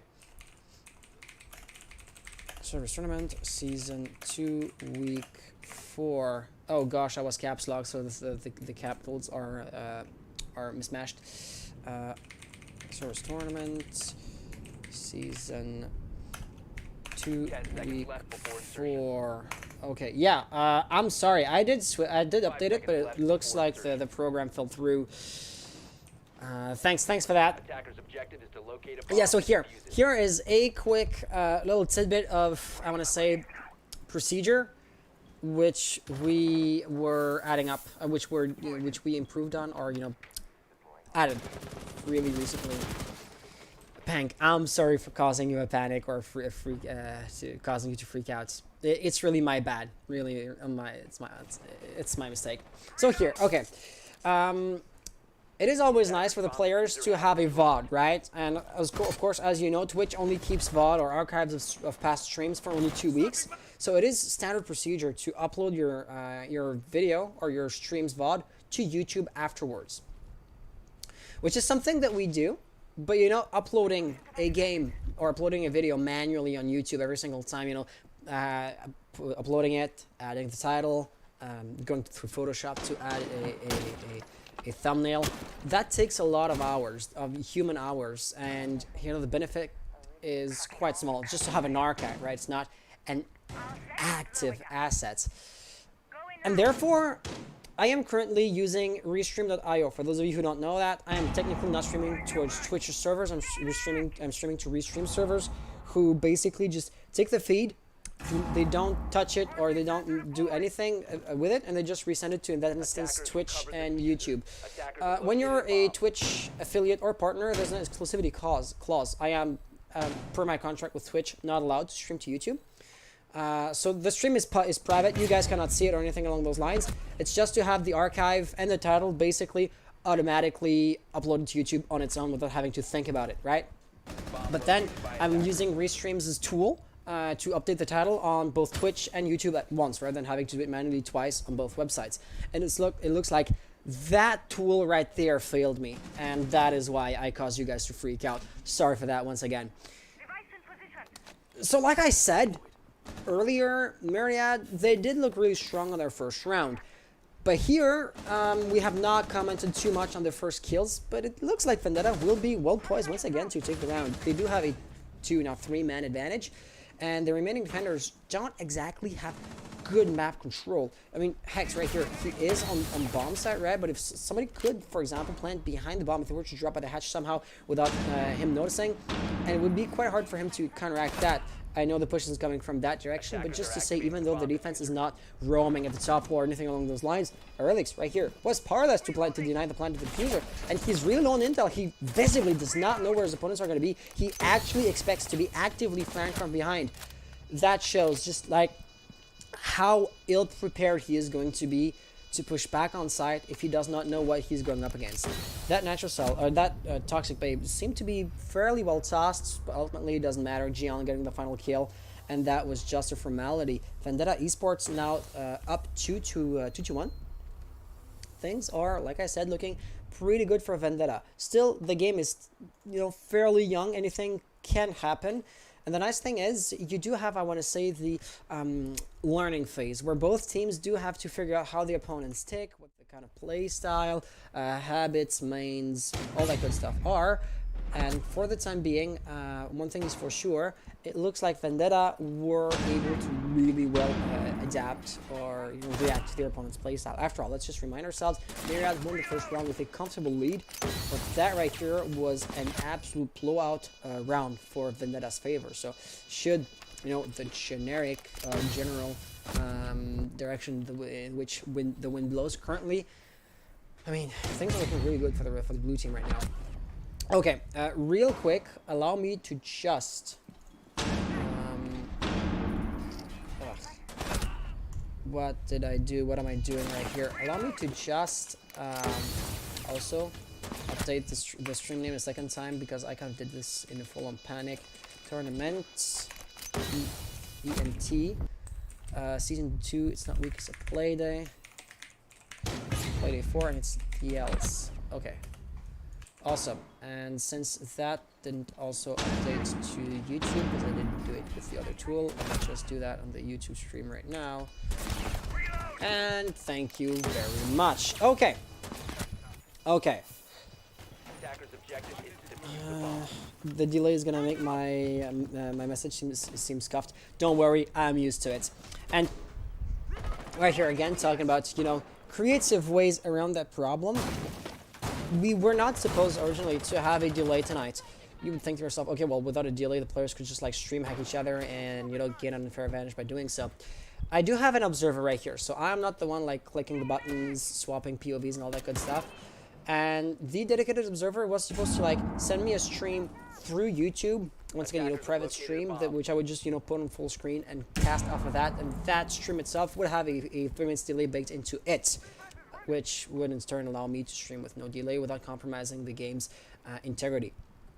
Unfortunately, for some reason, his Steam and or his Windows, something along those lines, no longer recognized the Rainbow Six install. So even though Rainbow Six is downloaded and everything, mere moments before the stream starts, he says, okay, I cannot for some reason boot up Rainbow Six. Something broke. And of course, we do try to repair the install, just force Steam to acknowledge that the files are correctly, installed on the computer, but nothing works. So we are resorting to remote control right now. He's actually like sending, keyboard inputs to my computer, which is basically a solo stream with his help.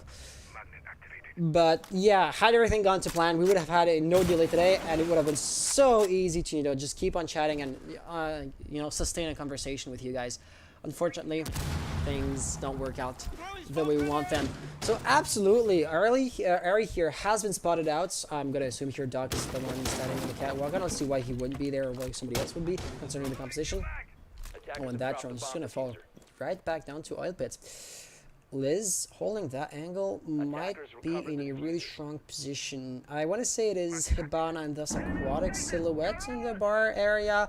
That somebody really does seem to expect Liz to be here, and by doing so, Jaeger is basically shutting down an entire arm or an entire flank in the push. It really is going to be Ari receiving the pressure, getting a nice kill here. Austin's head is going to pop like a grape, and all alone, all by himself, Doc is basically shutting off 3 attackers.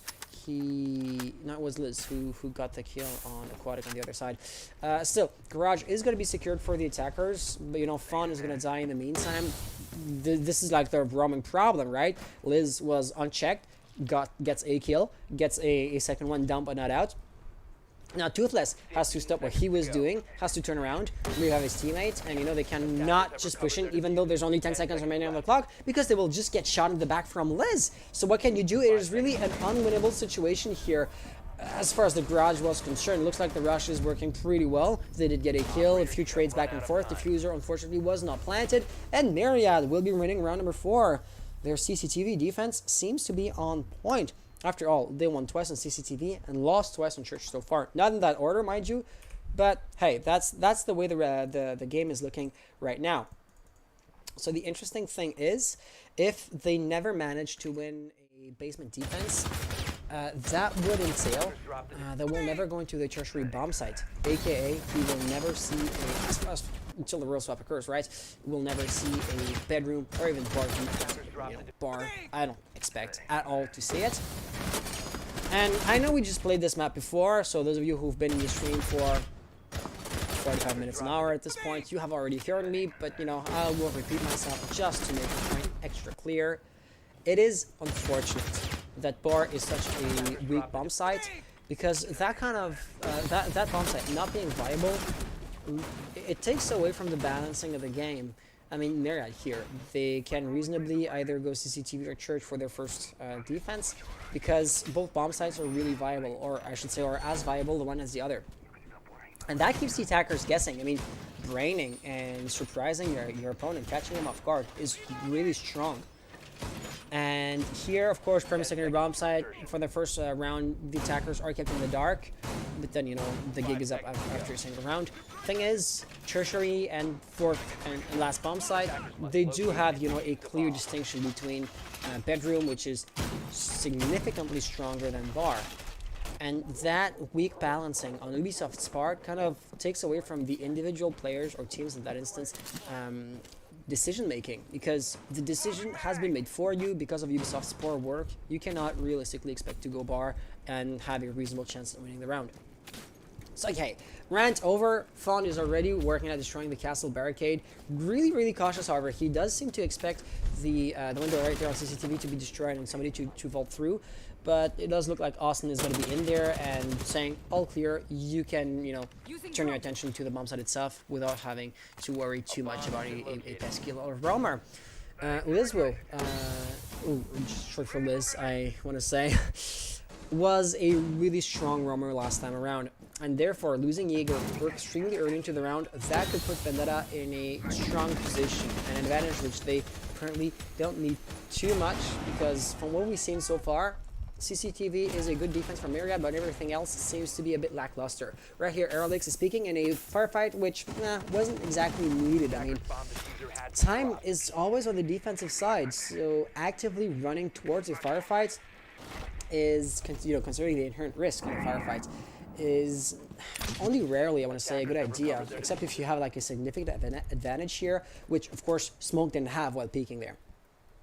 So Hex is going to be hiding behind the mattress with a really narrow angle. He can do that only because the castle barricade is still up, but of course it will no longer hold for too long, forcing him in a kind of awkward and weird position. He is kind of putting himself in the blind spot of the window by being behind the mattress, but then he is extra obvious if an attacker was to peek from the doorway itself, which is kind of a trade-off, and that is why Hex is going to get dragged out by Toothless in short order, leaving us with a 2v4 situation. Right here, the shotgun at short range, of course, is going to prevail, but leaving us with Ooft, concussed as he was. He didn't really stand a chance. Toothless Mage winning round number 5 for Vendetta Esports. It is now a 3-2 scoreline. The blue team once again leading ahead, because of course it was a 2-2 situation, but only because an even amount of rounds had been played.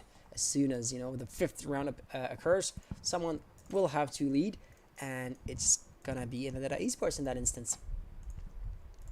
Also, it is going to be the last round before the rule swap, so rule swap can also mix things up, and by quite a bit. You never know if, for example, let's say here Myriad, or if they were to be vastly better at attacking than they're at defending. It is always possible.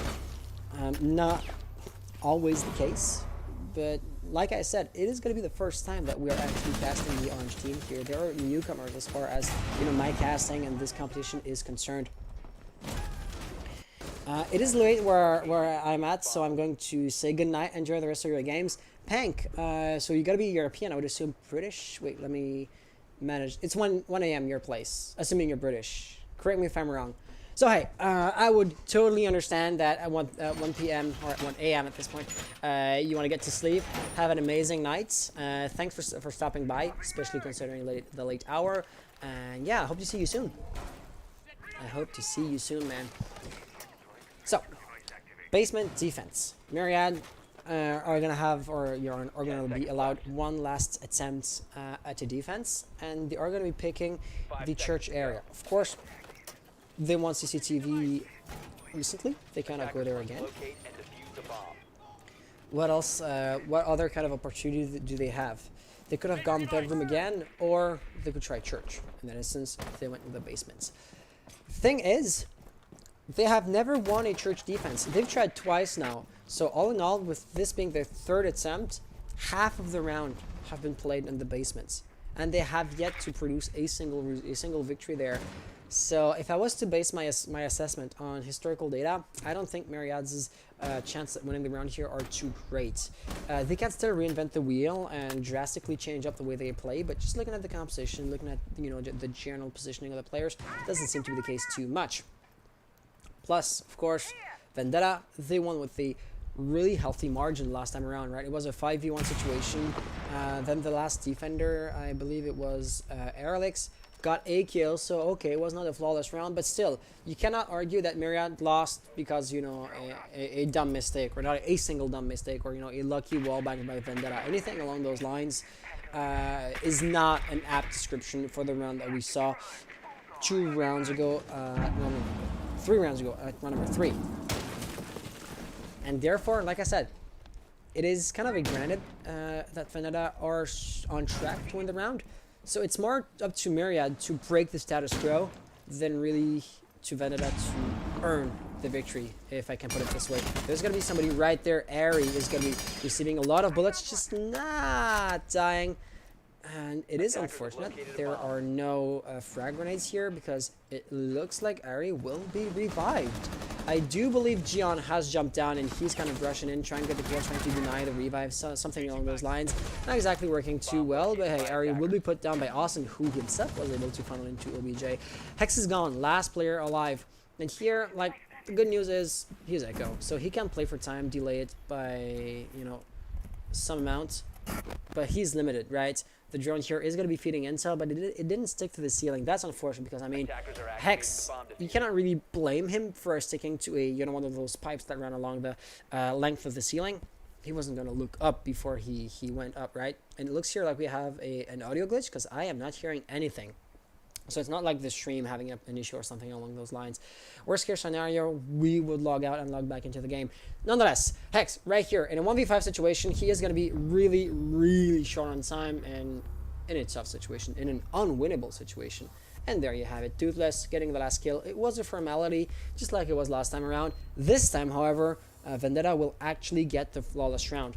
So hey, there's that. Yeah, so let's go for the replays. So Zug, I'm gonna be asking you, are you familiar with this no audio bug? Is it gonna, fix itself at the beginning of the next round, or should we, just to be sure, relaunch the game? Because right here, for example, I'm hearing a bit of a buzzing or white noise, which began when we no longer had any audio. So I am somewhat worried, but you know what? The beginning of the round will start soon, in a second. Just let the players load. And if there's no audio, we will be logging out and logging back in while the preparation phase is underway. Zug saying, I don't know, Rainbow is shit. Yeah. Protect your bombs from being defused by attackers. Okay, no, we're hearing people moving around, walls being reinforced. We're also hearing shotgun blasts, so that is looking good. Awesome. Okay, so now we did have the rule swap, of course, right? It was not super obvious, like the logo where the castle and the swords switch sides to stick to the other team's logo. That animation, because we had the replays. I do want to make it extra obvious. Now, Vendetta are defending, and therefore you can realistically expect the playstyles to be somewhat different, because of course these are no longer the same players defending and attacking.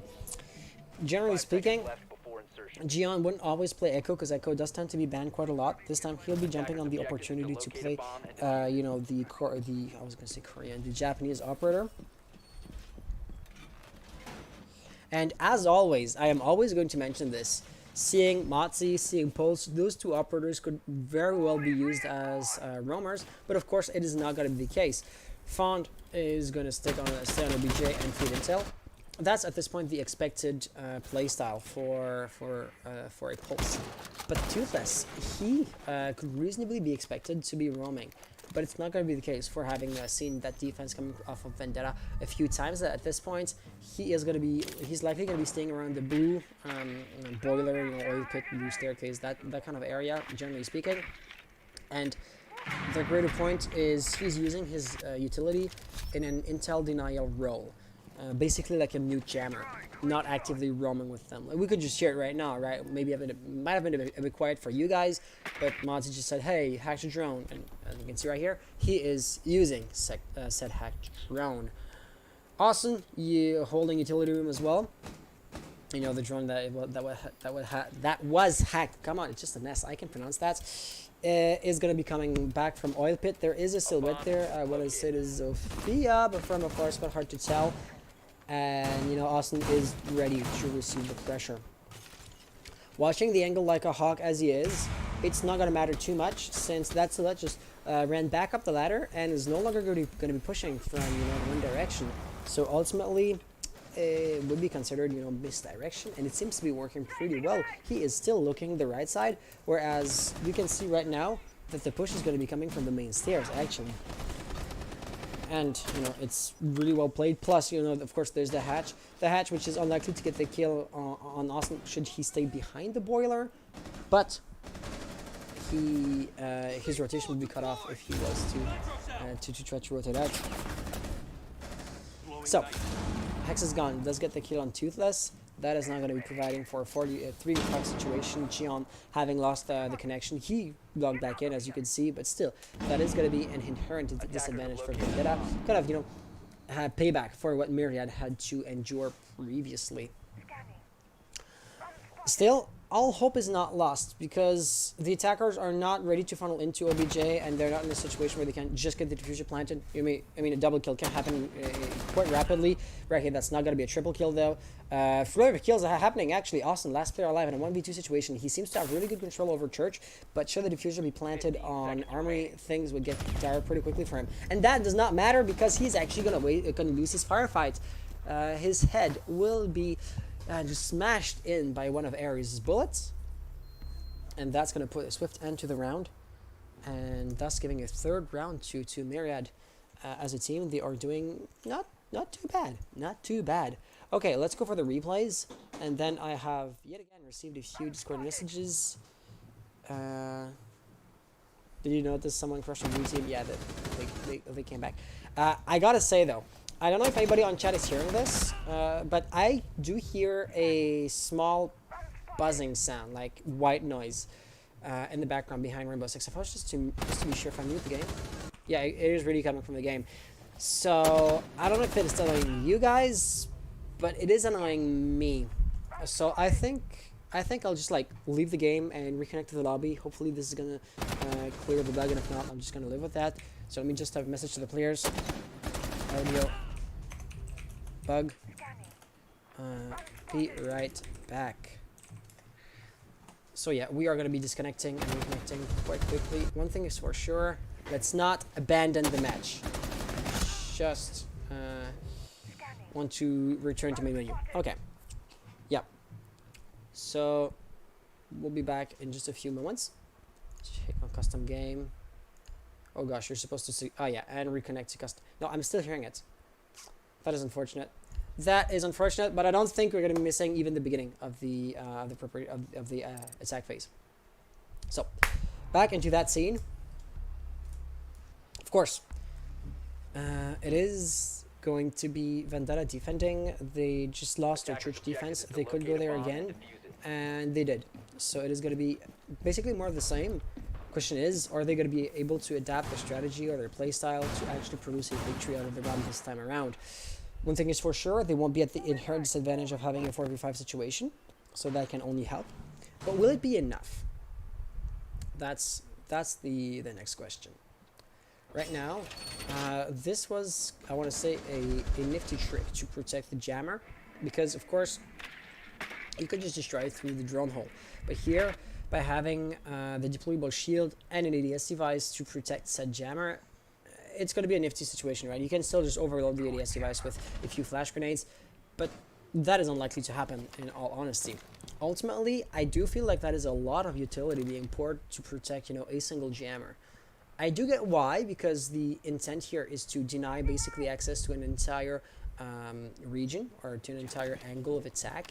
And of course, Fawn is right here to toss in new magnet devices if the ADS was to be eaten up. But still, that is a lot of commitments, and it's locking down a player, right? Oh, they're barely going to see the jammer here. The deployable shield was poorly placed. How unfortunate. Because, I mean, assuming Fawn was to play the magnets well, there was no reason why that wall wouldn't be open, right? It was supposed to hold true. Looks like he's going to be even. He is going to be ballsy here, recovering the deployable shield while the wall on his left is smoking. That is something. And yeah, he's not shy about. For example, here he was vulnerable, not having his gun up while planting the shield, and still. Okay.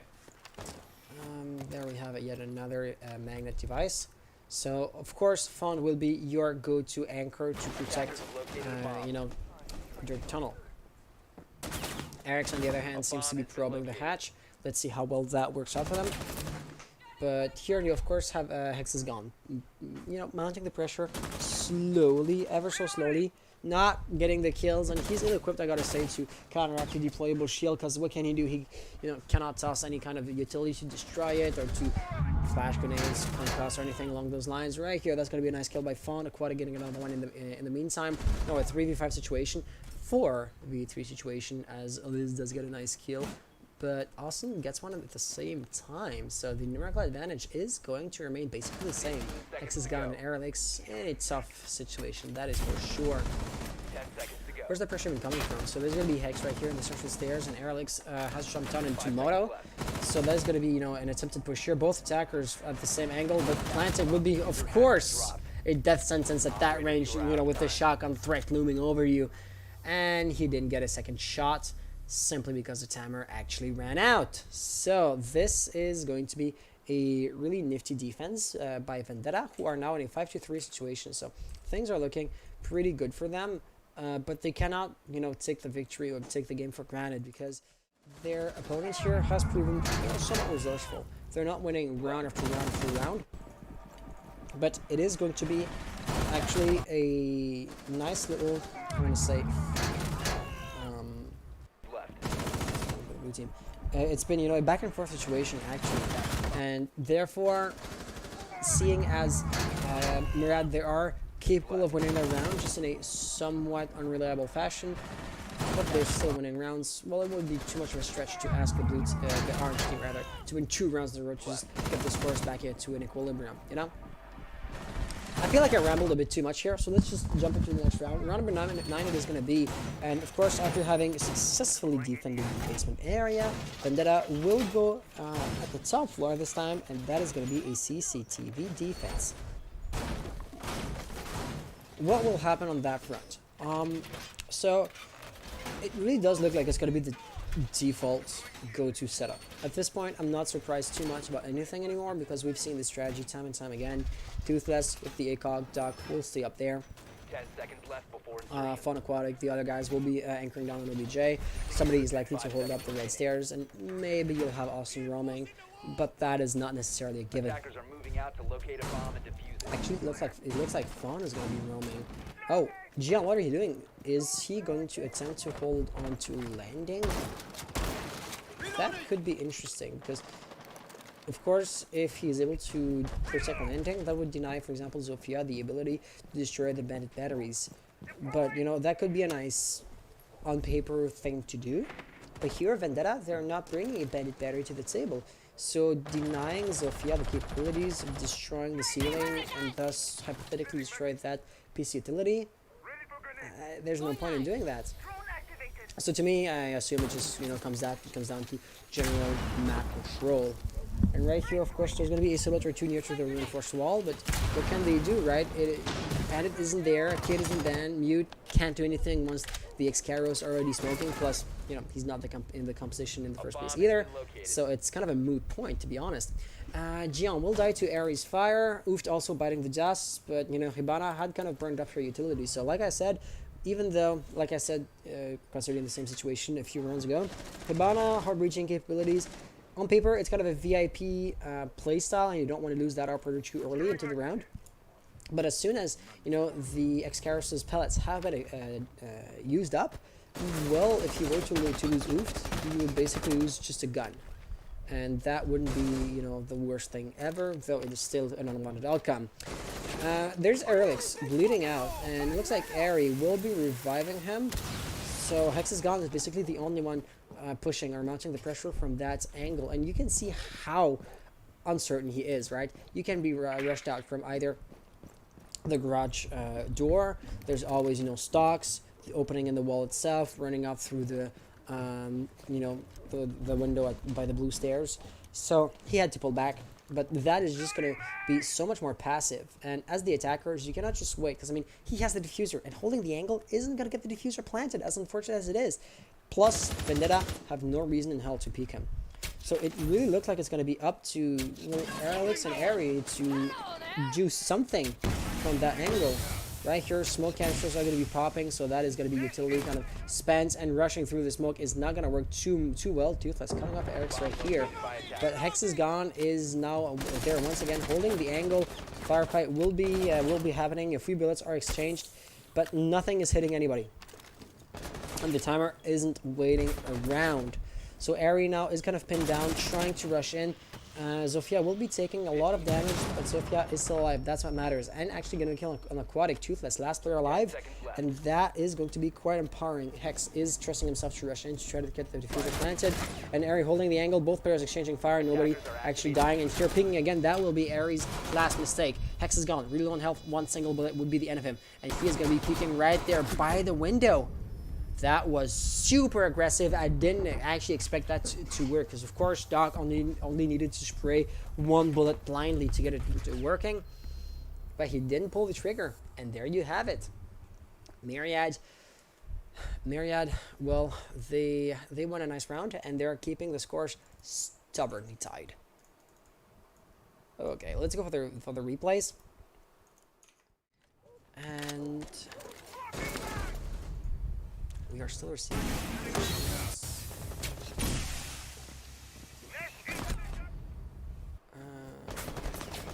So Zog, as you may have seen on Discord, there is another admin that says, "Oh, I'm going to be here in 15 minutes if we need any kind of help." For the time being, I mean, things are running pretty smoothly, so I don't think help is going to be needed. But should something arise, it looks like Telia will be there, so that is good to know. That's always good to know. Okay, round number 10, it is going to be stubbornly. There is not going to be an overtime situation just yet, and neither team actually, you know, winning the game. But that match is, you know, stretching for what seems, to me, it seems like it's been going on forever, because we've had a rehost. We almost had another one when the one guy on Vendetta lost a connection. I actually logged out to try to, you know, fix the tiny audio glitch I'm suffering through still right now. And oh, Eric's losing the connection. That is unfortunate. At this point, Myriad have used up their one and only rehost, so they're no longer entitled to ask for another one, which is really unfortunate, because last time their player could not reconnect. And if you cannot reconnect now, that was their only rehost. So, god damn, is it ever unfortunate when, I believe it was due to the weather. So, I mean, when you have a thunderstorm or, you know, anything along those lines, boy, is it ever unfortunate. Liz and Austin exchanging a lot of fire, both players inflicting as much damage on the other as they're receiving themselves. No clear winner here. It looks like Austin ran away. Probably running towards Doc to get healed, right? Even though Liz is really low on health, that will still leave Jackal with basically bottom floor control. And therefore, Liz can probably, you know, take control over Armory, walk up, you know, Wild Pit and main stairs, or generally speaking, flush out the basement area and have map control over that part of the building. Right here, of course, Austin getting healed by Toothless twice now. And yeah, that is not looking too good for Myriad. They're down a player. Liz is going to be an extremely easy target to pick up and to kill. So it wouldn't be too much of a stretch to imagine a future situation where we see a 3v5 operator-wise situation, and that would be somewhat unfavorable. Gion right here biting the dust, but he was able to take Airy out, and I believe Doc is above, so yeah, he's going to be revived up to 75 HP as well, so that is good and all. But now Doc is out of stim shots or stim pistol shots. That is going to be Jackal down now with 2v5 situations. Things are really not looking too well. And the attackers, they're just going to have to attempt it. Hex is gone, rushing in, but of course he gets caught down, leaving Ooft in a pretty desperate situation. They've faced 1v5 situations before, and the run out over there is going to be picked up by Ares Claymore. Ooft no longer actually facing the danger of losing to a flawless round, but it's still going to be quite dangerous. He knows there's going to be somebody hard right. That's aquatic with the shotgun. Peeking that shotgun would be quite dangerous, but if he was to pre-fire, things could still work out pretty well for him. Like, he knows there's somebody right there, and that's exactly what he's going to be doing, but he's going to miss aiming wide. Aquatic does not make the same mistake. Vendetta winning round number 10 and putting this in a match point situation. Now, Vendetta Esports would be at odds of winning the round, of winning the game, and yeah, without the possibilities of rehosting, Myriad are in tough waters, to say the least. If their last player cannot rejoin quickly now, it is going to be a 4v5 situation for the possibly last round. That's not the way you want to go down as a team. That is an unfortunate way of losing the game. I'm not saying they 100% have lost at this point. I mean, the comeback is still possible even with the 4v5 situation. But I personally deem that, hypothetical comeback somewhat unlikely. So as unfortunate as it is, that's the way things are going to be. So yeah, those are the replays, and that is going to be the last, or possibly last round. Attackers need to locate and defuse as many bombs as they can. Oh, and Eric's is back in here, but it might be too little too late now, So, after having won on CCTV, Vendetta, they will be going church again. And the nice thing is, I mean, there is really a back and forth situation. Vendetta, they are not exactly winning round after round after round. Myriad, they're denying any kind of momentum to be going on, but they're still winning the majority of the time. What I'm meaning by that is Myriad could reasonably be expected to win a round or two and bring this into overtime, assuming they win the first round, because the 4v5 situation is going to be the hardest there is to overcome. Okay, so as you can see, those are the reinforced walls from the Southern perspective and all that good stuff. Vendetta will be setting themselves up. Let's see what is going to happen around the dirt tunnel, because we've seen how they plan on defending it, and we've seen how Myriad realized deployable shield protecting the general, that good stuff. But Alex was the one playing IQ, so there's not going to be that PC utility on the board. Ari falling victim, now a 3v5 situation. Once again, match point situation. Myriad, their backs against the wall. Things are not looking too great. The assault itself hasn't even begun, right? And therefore, destroying hatches, opening up lines of sight, trying to cut off rotation, picking the attackers off the defense off one by one. That has yet to happen, and Area is already falling down, so that's, for example, one less operator who can play verticality. The kit is lost. One less operator who can either cut off rotation or push in to force said rotation, which is to be cut off by another teammate. So all in all, yeah, that is somewhat worrying, I want to say. Liz will be here attempting to mount the pressure on oil pits. Of course, the Goomer is going to put a hole on that firefight, but it's just a really small break. Ultimately, Liz's position seems to be known, as there are going to be a few pre-fires coming, that way, coming into oil pits. But still, I mean, they have to try something, don't they? And that is going to be another shot missed. Now a 2v4 situation. Austin and Liz have been able to get a... Oh, whoa, they traded. Did they trade? They did trade. Oh, Liz saying again, I can't, bro. What are the pings, by the way? Like, quick question, real quick. They are good. So, I don't know why. I mean, trades were quite common before. But, I mean, that was before Operation Health, when the servers were still, at, what, 30 hertz per second? Or 30 hertz? 30 ticks per second? That's unfortunate. So Hex here, of course, by destroying the barbed wire, his position will be known. He does know exactly where his opponents are. He expects somebody to be behind the boiler, but Pollock is going to be on the left-hand side. Toothless does receive somewhat damage dealt to him, but he's still alive, unlike his opponent. And right here, there's going to be a double kill, oofed by the dust as well. Vendetta thus winning round number 11. And that is going to be a nice little victory for Vendetta Esports. Like I said, they had a comfortable margin. It wasn't, a blowout game, blowout match, or anything along those lines. But I don't feel like Vendetta were ever really in danger of, being dragged into overtime. So the victory really did seem next to assured for them. As unfortunate as it is, because, there were 2 rounds which you could argue they didn't exactly earn by being in a 4v5 situation. Not their fault, but, Myriad still lost a player, and that still did have an impact. So as unfortunate as it is, that's the best we can do. We don't have control over the weather, and we're not in a land situation. So there you have it. Vendetta Esports winning, earning the victory, or getting the victory, even if some might feel that the victory isn't actually earned. Okay. So here, I this time will be basically using the nuclear option. I'm restarting the game because that white noise is just a small irritant, but it's always there. So I had to get rid of it since we're in between 2 games. And let's take a look at the round as a whole. So if we come in here, round number 2, it looks like Axios and OMRC. So our match was once again the last match going on. Vendetta winning this with a 7-4 scoreline. Okay. So we'll be ready to generate round number 3. Kool-Aid Brigade will be the ones having a bye. Vendetta Esports playing against Axios. So that is going to be a brutal match. Who have we yet to cast? Revolve against... Oh, that's unfortunate. There's no... And we've casted 3 different teams at this point.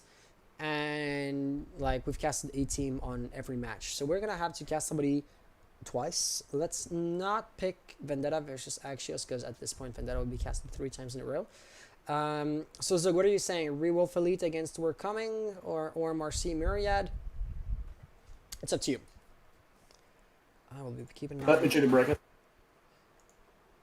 Here, or you know what, guys, we will be going in a right back situation because the teams will have to do their map bans and all that good stuff. So we'll be back in 10 to 15 minutes at most of the time to have the players log in and all that good stuff. So go grab a bag of popcorn and take a little break. We'll see you guys in a bit.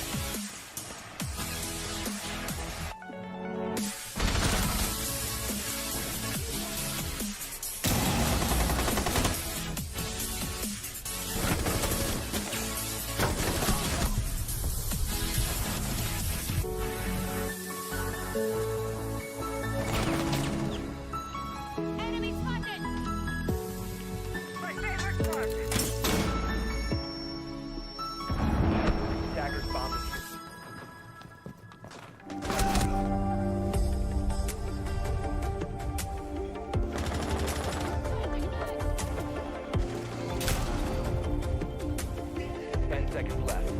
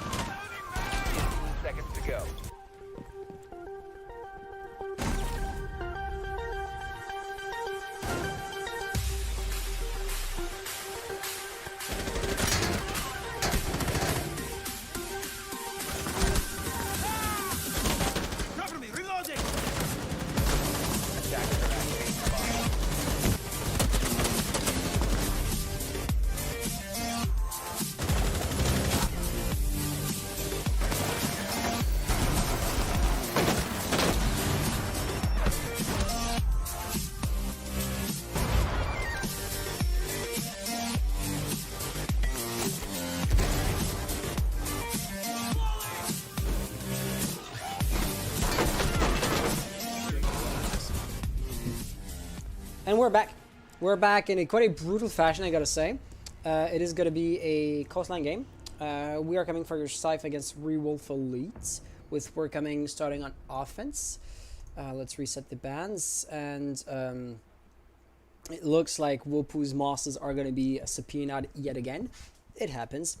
But one thing we're gonna have to do is change up the logos and everything, because those are two Canadian teams. The one is called...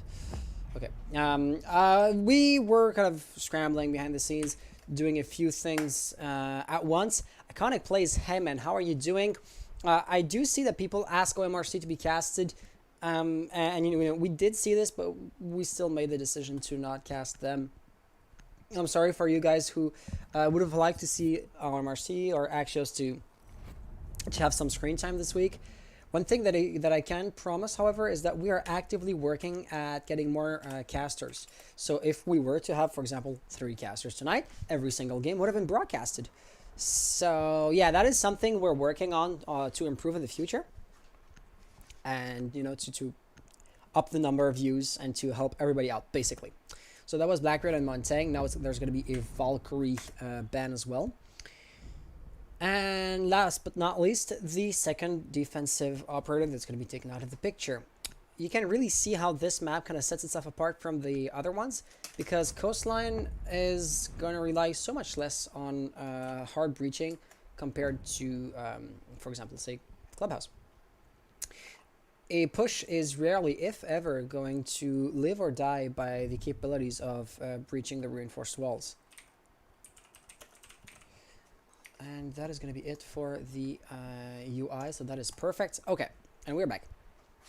Yeah, and therefore the bans are going to be following suit, right? You did not see, for example, Thermite, Thatcher, Hibana, Maverick being banned. Rather, Montaigne and Blackbeard are actually shield operators in their own way, right? Blackbeard doesn't exactly have a conventional shield, but he is still going to be able to eat 1 or 2 bullets before his face becomes vulnerable again.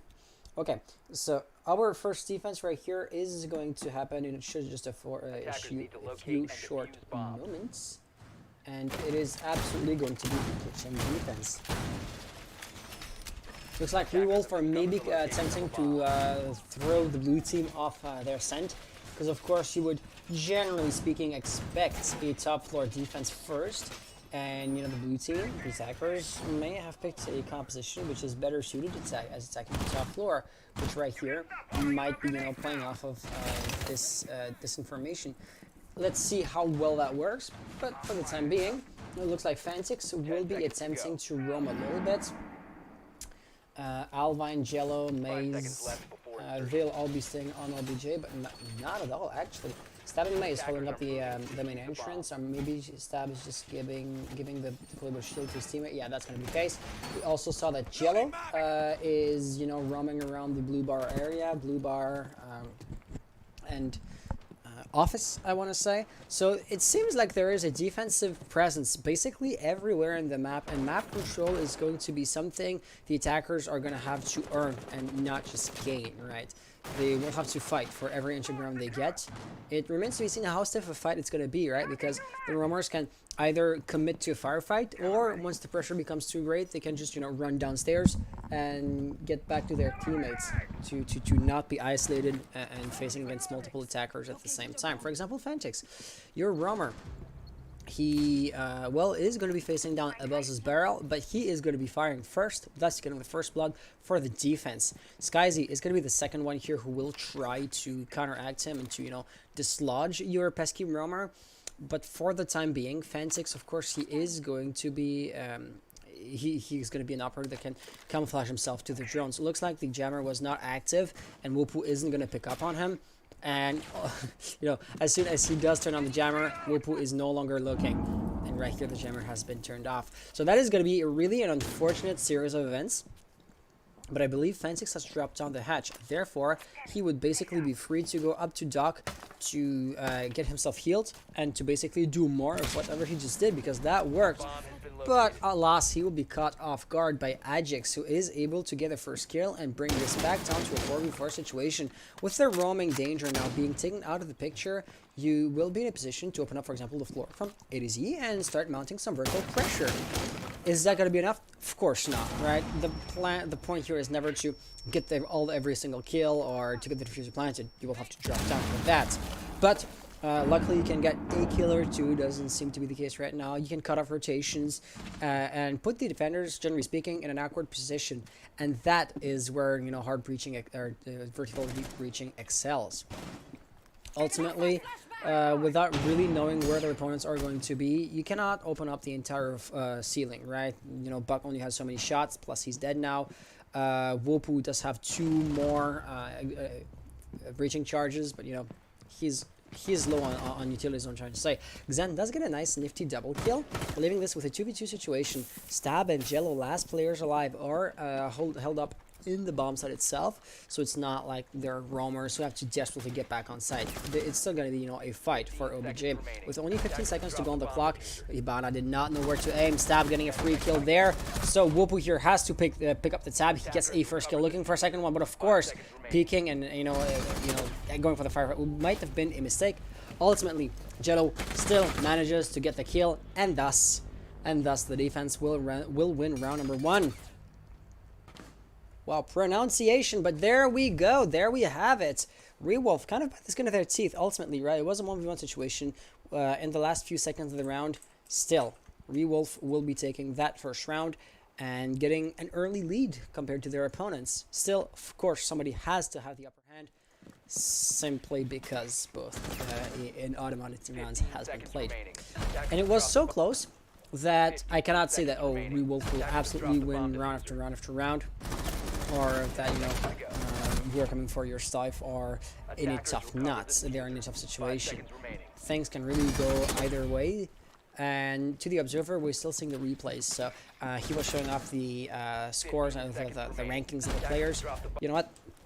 Basically, give me 2 more seconds. The transition is playing now. Might be a good time to show the levels. Xen is Platinum 2. Wopu, is that a Smurf or is that his true account? He's Gold 3. Abaz here, Platinum 3. Also, Abaz quite an aggressive player. Adjix Platinum 2. There's quite a lot of Platinum 2 here. Skyzy Gold. So the thing is, you kind of have a large variety. It goes, you know, in the high plats ultimately, and then in the mid gold. Whereas on the other team, it looks like it's going to be a bit more consistent. Only nothing but plat, and then we see gold 1, Jello being Platinum 2. What was that logo? Was it a raccoon brooming? What the hell? Okay, I gotta say, I mean, it is a small detail, but remember on consoles, especially on Xbox, PS3 did this also, where you could only really just have your profile picture be an image from a list of photos. Like, you couldn't upload your own image, and you were really limited in your customization. You couldn't buy like icon packs. I remember, like, I believe back in the day I bought like a phase icon pack, something along those lines. And then on PC you have fucking raccoons brooming the floor. So yeah, that's the difference between PC and consoles. Jaeger here will be tagged. Jello, though, is back on site, so he's no longer roaming, holding kitchen or anything along those lines. Therefore, the ping is unlikely to be too useful, because you cannot use the knowledge of his position to get the kill on Jaeger. He's too well defended.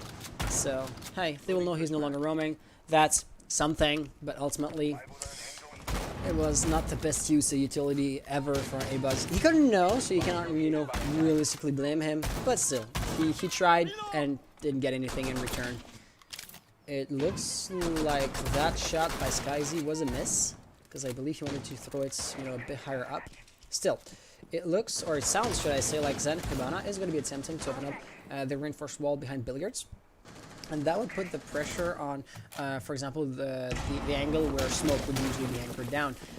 But alas, there's no smoke in that composition. And right here, Jello, what kind of run out was that? Couldn't tell exactly where he came from. But hey, he got a nice kill there. And now there's going to be an active roaming threats. Plus, not a single one. I mean, Fantix is also on the first floor, and I don't know if he has been spotted. You know, your Vigil seems to be playing it a bit more passively. And it's quite interesting, because all eyes are currently on Jello, right? But that's the perfect distraction to allow Fantix to get a kill, such as the one we just saw right here. Thus, a 3v5 situation is going to be occurring.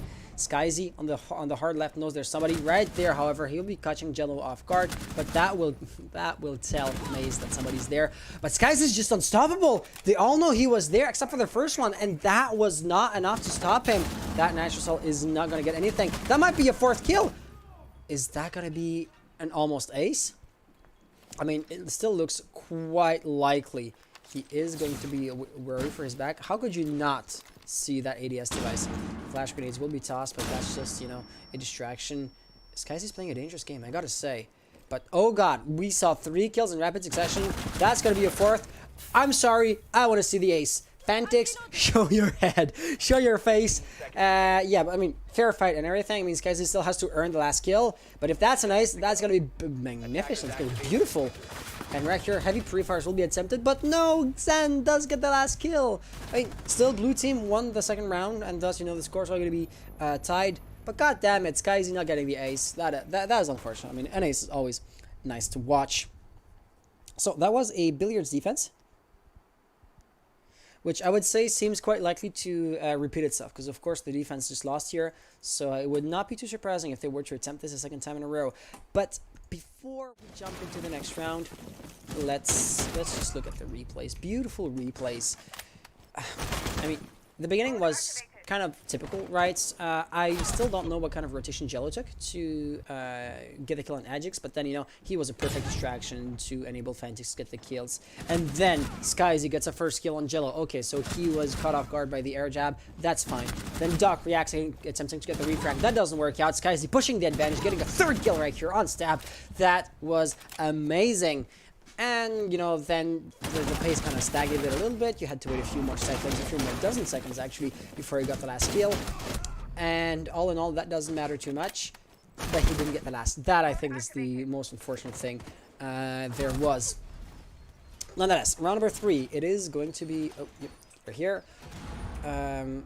Wait, are we on the game? Yeah, we are. Okay. Okay. It is going to be another, like I said, Billiards defense. And right here, I gotta say, the defensive setup did make a lot of sense. It was not the strategy as a whole that crumbled, that allowed We Are Coming For Your Stife to win the rounds. It really was just the face checks. Skyzy winning gunfight after gunfight. So assuming Rewolf managed to not fall like flies in front of their opponents, you know, their previous setup, and basically what they're doing again does have a lot of potential. But you're pre-firing a little bit. Fantix getting an early kill on Skyzy, and may I say, that might be the single most important kill there is to be had.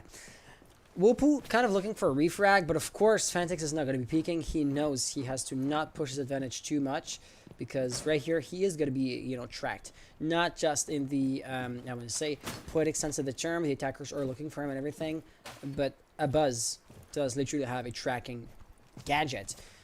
So they're likely to pick up on his scent quite rapidly. Buzz, of course, you know, waiting for the drone to feed intel. They're going to realize pretty quickly there's nobody in front or in the sunrise bar. And all around there's no first floor roam. Therefore, it is quite safe to just, you know, whip out the shotgun and use it in the ceiling. Both Buzz and Ajax, I would assume, are quite likely to do that pretty quickly. So I would not be too surprised if Buck was to link up with your Jackal right here. And he's doing exactly that.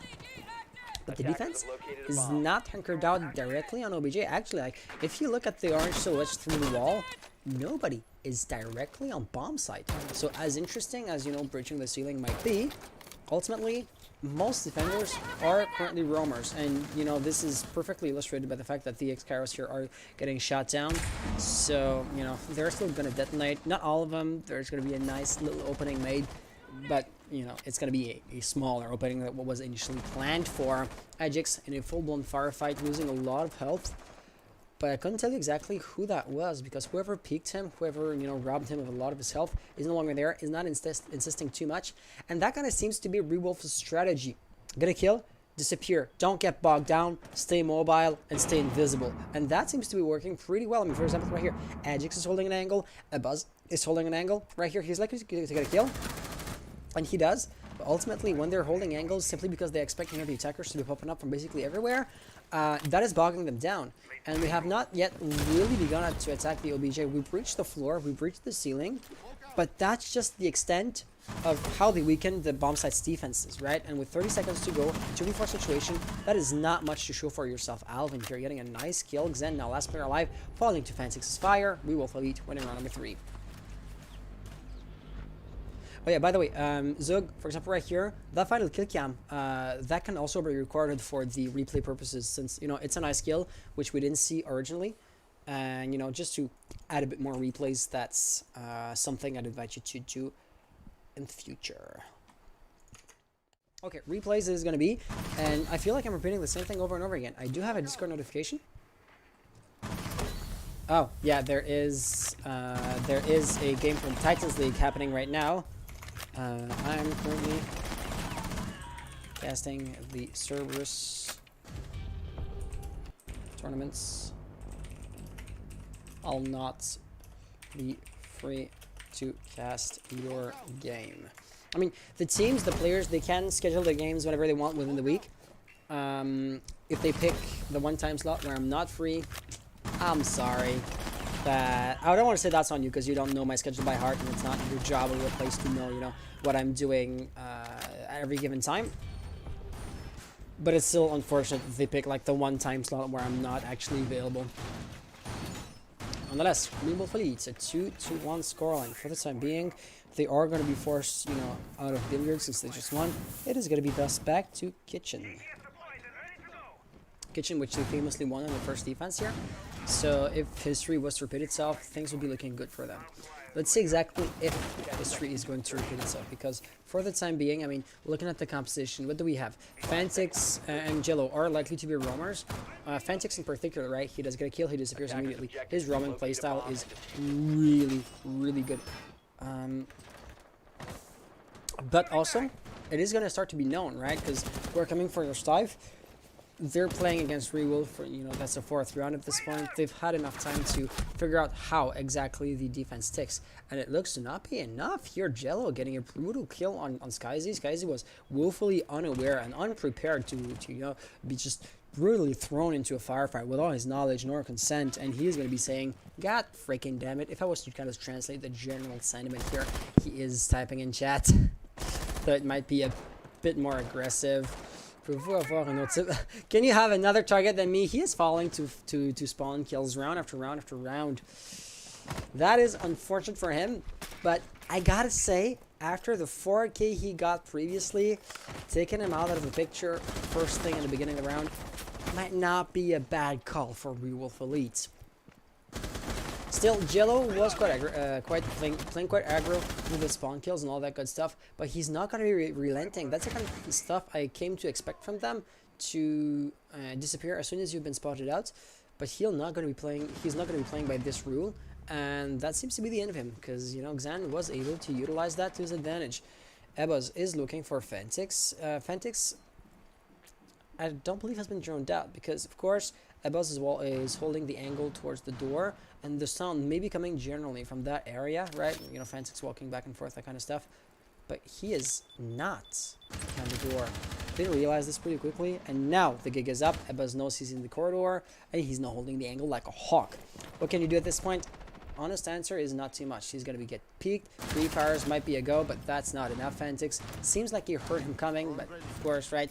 Ebos knew his position with a pinpoint accuracy, whereas Fantix himself only like heard faint footsteps. So that is not too surprising that Ebos got the kill, and therefore it's going to be a 4v3 situation for the bomb site itself. You are going to be seeing, I'm not exactly sure whose silhouette that is. I'm gonna guess Alvin in security in CCTV. But no, since that was an actual assault, so Alvin has to be right here. So Maze probably on CCTV, so he can shut down, for example, the main staircase. And right here, Buck's gonna be dropping down behind him, but Jix was not ready for this. It is gonna be down to the Magnum, but they are now dropping down from the other angle. That hatch is leading to security, but Doc underneath the other penthouse hatch. That's going to be an unfortunate end to his roaming career. Still, he brought this back to an equilibrium 2v2 situation. 12 seconds on the round. This is still looking really good for Rewolf Elite. Xan holding the angle away from that side. Stab with, you know, the 80 bullet mag is quite dangerous. He does get sent down. He will himself be killed off, but of course, Jackal did not have any time to get the diffuser planted. And, you know, Alvin is going to render planting the diffuser a moot point, since he actually does get the kill. Okay, let's go with the replay. Hey, and we do have the final kill cam. Awesome. Awesome. Yeah, I like to have the final kill cam, because sometimes, you know, you see the perspective of the guy that dies, and then you see the perspective of the guy that gets the kill. That is like... I don't want to be nitpicky or anything along those lines, But you know, on a LAN build, when you're playing on LAN, you can have multiple observers, and then if like there's a kill that the main spectator missed out on the replays, you can like see things that you didn't see the first time around. We online don't have that luxury, so the final kill cam might be, you know, somewhat of a substitute to that for, you know, the one final kill. So yeah.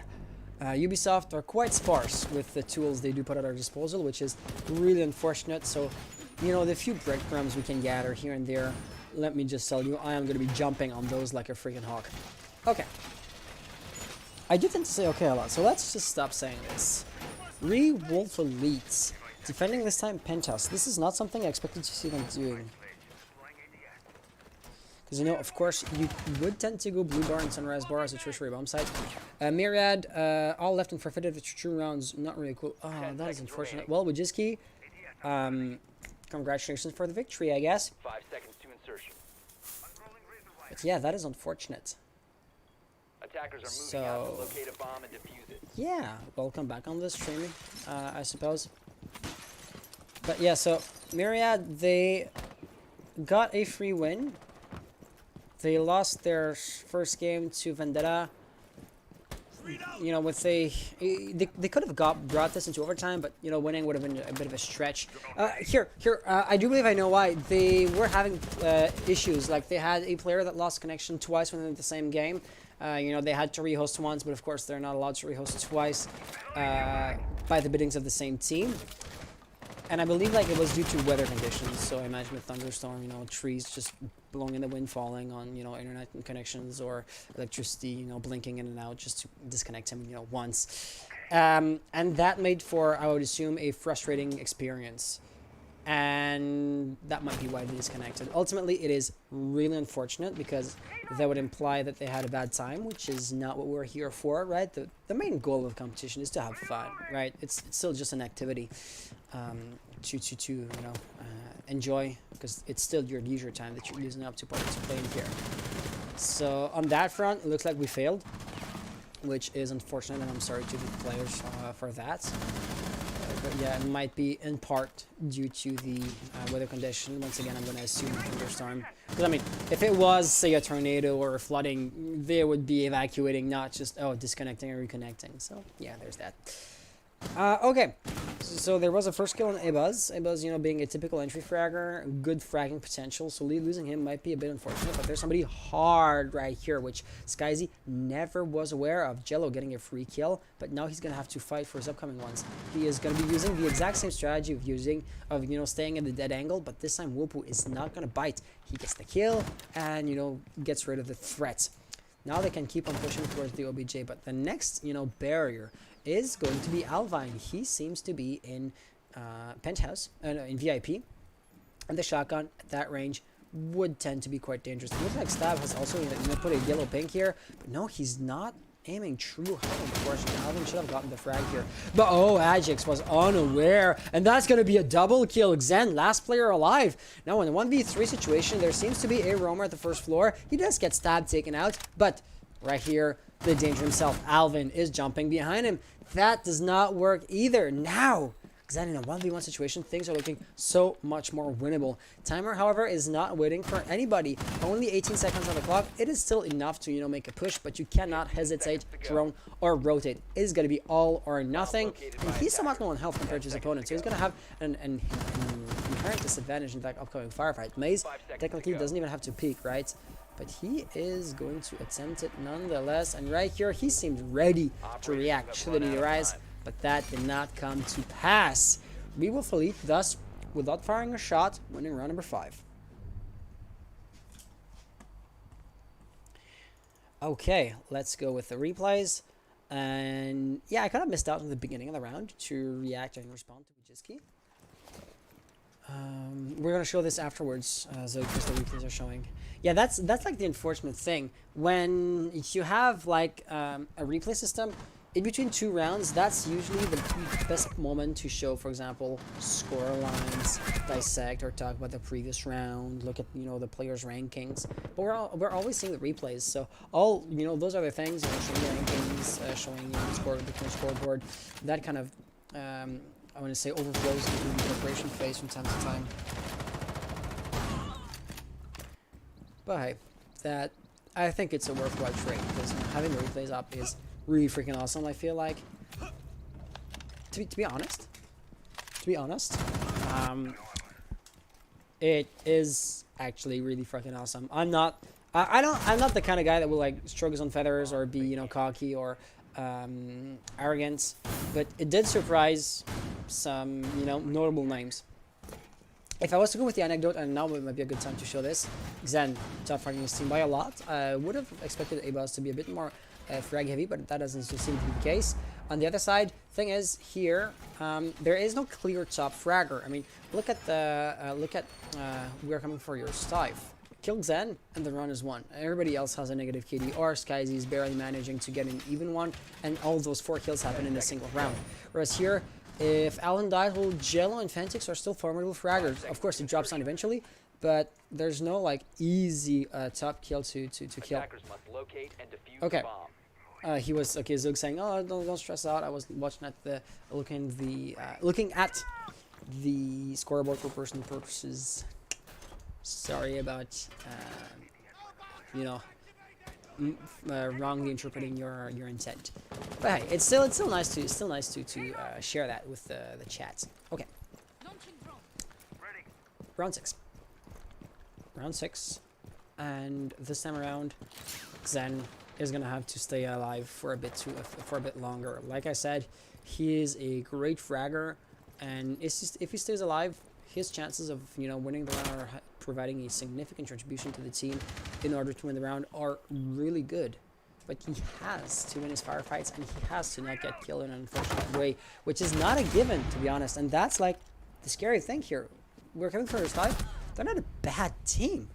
The scoreboard or the current scoreline is somewhat surprising to me. And you can see right here, Skyzy just losing his firefight. May is looking for another one, and the refrag's happening. Actually, Boop will get the kill here, and he's going to be attempting to get another one. Oh, poor recoil control. He probably would have had a headshot wallbang if he had kept his gun at head's level. Thing is, Fantix is just, caught between multiple lines of fire. So, of course, he was going to die. And now, I think those were the roamers. You have one silhouette in the pool vibe stairs. I'm gonna guess Jello or Stab. I'm just guessing. I haven't had a good look at the silhouette, so I couldn't tell exactly who it is. And that is gonna be Jello. Taking off the picture, taking off the board. So now it was Alvin. Okay. I had like 2 out of 3 chances, and I still managed to blow it. But now, the 2v4 situation is gonna be hard. Of course, this numerical disadvantage is a factor, but the one redeeming thing is that the attack is basically going to be coming from only 2 angles, even though 4 attackers could spread out and encircle the defense. Right here, Alvin was not looking the right way, and that may have cost him the round, right? Because the shotgun can be really dangerous. He gets a nice double kill, but he was too late to cut off Xen's insertion into the bomb site, and now Xen can just plant unchallenged. Alvin kind of seems to know that. Abuz is holding the angle above. Yeah, very slight and small pre-fires. And now, what can Alvin do? He is so low on health. Things are not going to be easy for him. Still, he has to try it. So let's see what exactly is going to happen. And he is so low on intel. Oh my gosh, he's peeking in there. Unprepared. That's going to be a triple. Looking for a 4th. He seems to have spotted Abuz out. Oh no, that is going to be unfortunate. He's going to be running after Abuz, but no! Abuz drops down to the floor. Alvin saying, wait, what? I want to know how low Abuz was in here. They're all asking what happened, but Abuz, he reacted in kind. He was ready for that. This guy's saying, oh, you guys want his moss? Okay. Let's take a look at those replays, because that round was something. A few mistakes have been made here and there, so that might be, slightly infuriating if you're the kind of person to get angry at, obvious mistakes being made. But other than that, what a round. I mean, right here, it starts with aggressive roaming games, right? Skyzy dying really early on. But then, the roamers are outliving their luck, and they get taken out. Thing is, Mute here. It's a triple kill, looking for a 4th. He got 2 kills with the shotgun in rapid succession. That was insane. But he still made one mistake or 2. He expected the push to be coming from the kitchen, which of course it never was going to be coming from that angle. and by looking at the wrong way, he kind of opened himself up to allow Ajax to go on bomb site, get the diffuser planted. Had he been able to cut off that rotation, might have had a totally different outcome. But as it stands, we are going to be seeing a 4-2 scoreline for the rule swap. Of course, advantaging Rewolf Elite. And so here, this map would be considered fairly well balanced, right? So you couldn't say, oh, well, Rewolf Elite, they were winning rounds simply because they were in defense, and defense is inherently easier, so they were getting rounds basically handed to them. And now it would be up to the blue team, the defenders now, to have free rounds handed to them. That might stand for a few ill-balanced maps. I mean, a notable example here, staying in the competitive map pool, or the older competitive map pool, should I say, was Bank, right? Bank was kind of hard to push, especially in the basement, because of a total lack of verticality. But yeah, Clubhouse is quite well balanced, so I am not actually expecting the tables to turn simply because the rule swap happened. We're coming for your Stife. Unlike their opponents before them, we'll be picking Billiards as their first defense. So that is, you know, to be expected, not out of the ordinary, and that is exactly what was, I want to say, noteworthy about Rewolf Elite's plays before. They were throwing their opponents off guard and attempting, you know, to force the attackers to push aside, for which they were ill-equipped. Alvin seems to be somewhat static, so let's just take somebody else's perspective here. Jello, and you know, a few other attackers taking positions from a few different angles, not committing to a one-sided push. Atomic saying Alvin can't clutch. Oh, Vendetta, is your game already over? That would have been quick. Alvin can push, can clutch throw. But that shot was quite odd. I mean, the players did not know what happened there. I want to say he was just out of the range of the shotgun, but still, that was weird. Okay, so now you have Alvin at the top floor, taking a Goonline to the foot, tagging the feet for some reason. I mean, he lost minimal amount of health, and the footsteps wouldn't have gone anywhere. So like, weird prioritizing, but still, he is going to be pushing in, gets a first kill in Wopu, looking for a second one. He is pre-firing heavily, kind of expecting, you know, fire to be returned in kind, and it does, you know, get returned by the defense. But he still is ready for this.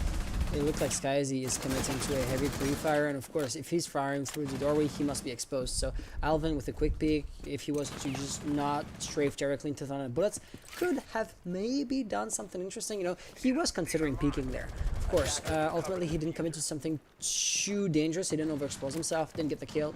Hey, it happens.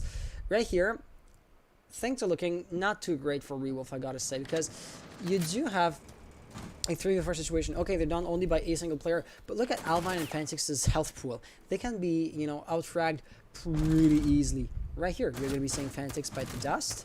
You know, heavy pre-fires are going to happen, of course. He has to tap fire to keep the fire sustained for longer periods of time. And now, it comes to no surprise that Alvin also gets killed. So Stab, last player alive in a 1v4 situation. Things are not looking great. His position is not known. Though it seems to be. Maybe I was wrong on that front, because he visibly just dropped down here in the courtyard. And, you know, a single pre-fire shot has been fired. Might be random, might be indicative of his position being known at this point, they know. And right here, he was using the KS-79 as a way to know if his opponents were there. But Xen did have a gun ready, so that was kind of the major difference between Sophia and Matze. So we are going to have now a nice round one by the blue team, thus, you know, shrinking the gap between the two the two teams' scores. And that might be nice for we're coming for your Stife. I gotta say, both I and my observer here, Zug, we were expecting this game to be somewhat tied. And, you know, having the slight comeback here from the blue team isn't too surprising. But ultimately, it was, you know, just a single round being won. So you cannot say that they have a momentum going, that they are going to be, you know, overcoming their initial disadvantage and getting this into overtime situation, or even win this without going into overtime. But, you know, that's now 2 rounds won in a row, and It would be a small lead, a small momentum, but it's still there. It's still there.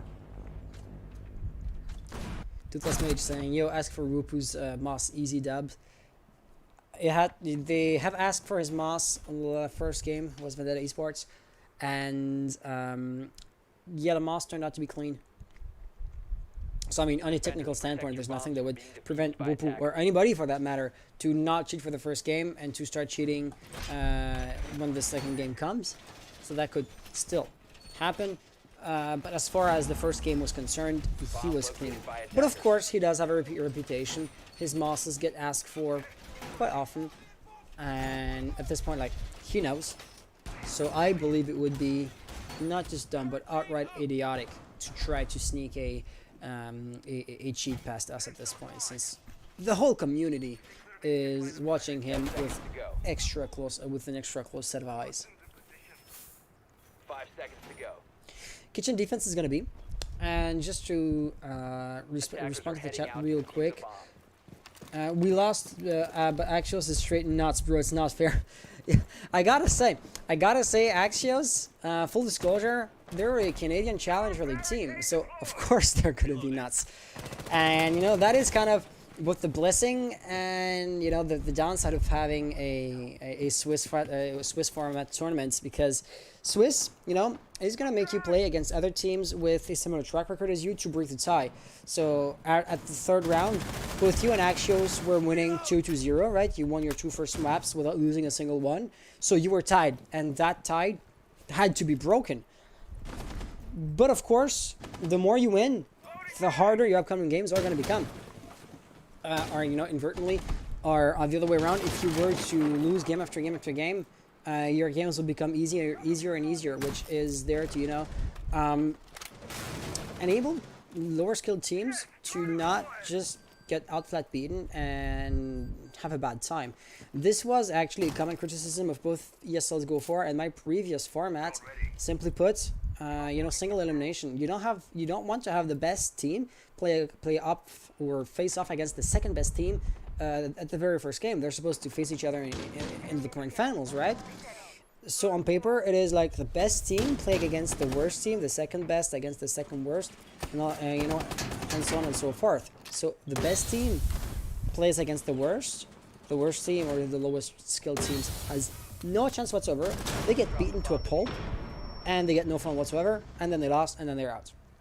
That's no fun, I gotta say, if you're a low skilled team. So we wanted to change up the format. Swiss is not too well known. It's a bit, you know, unorthodox, or it feels foreign to a few people. But, you know, that's just the way things are. We had to reinvent the wheel to avoid common problems. And I gotta say, I personally do believe that we came up with a fairly interesting middle ground, right? The future has been trying to be planted. That was a failure. Alvin getting killed on Skyzy. Right here, there was Fantix, who will also be biting the dust. No, a 2v3 situation. The angle is being held quite aggressively. There's no real way to peek that angle. Still, Alvin is going to have to attempt it. But at this point, I would even try to just flank or push from another side, because that is not too likely to succeed. With 30 seconds, they could still flank and rotate, but they're not doing that. Alvin biting the dust. Maze, last player alive, just picking the exact same angle. That seems like suicide to me. And he's going to be strafing directly into Ajax's bullets. I mean, Maze put his head himself in that crosshair. That is unfortunate, but ultimately it is not really the attacker's fault. It's not really Maze's fault. It's really just that Zen was absolutely ready for this. Okay, let's go with the replay.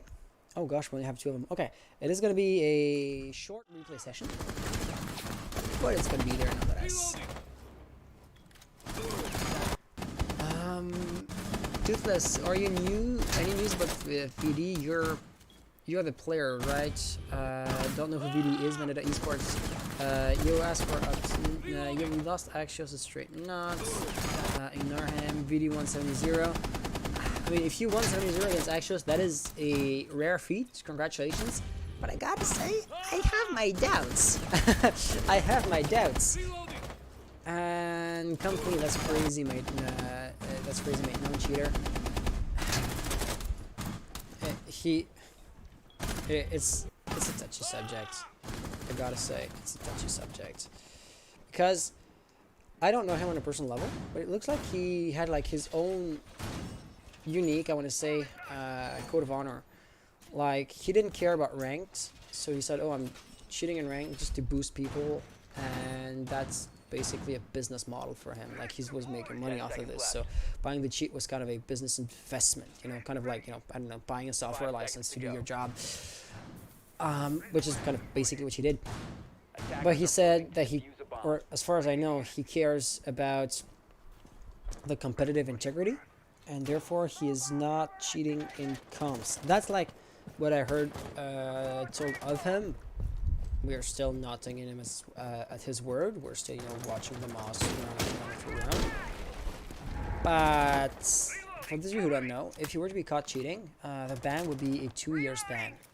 And of course, he's still here. So far, we have not seen anything in his moss files that would be considered overly suspicious. Attackers have located a bomb. Ajax getting first kill. And by the way, so I didn't cast the last round too much. Let's just talk about the current state of things. There is now we're coming for Stife, who have won 3 rounds in a row, and they've brought this back up to a 4v4 situation, or a 4-2-4 situation rather. Plus, they now have a 3-round win streak, which is exactly the same as we with Elite at their best.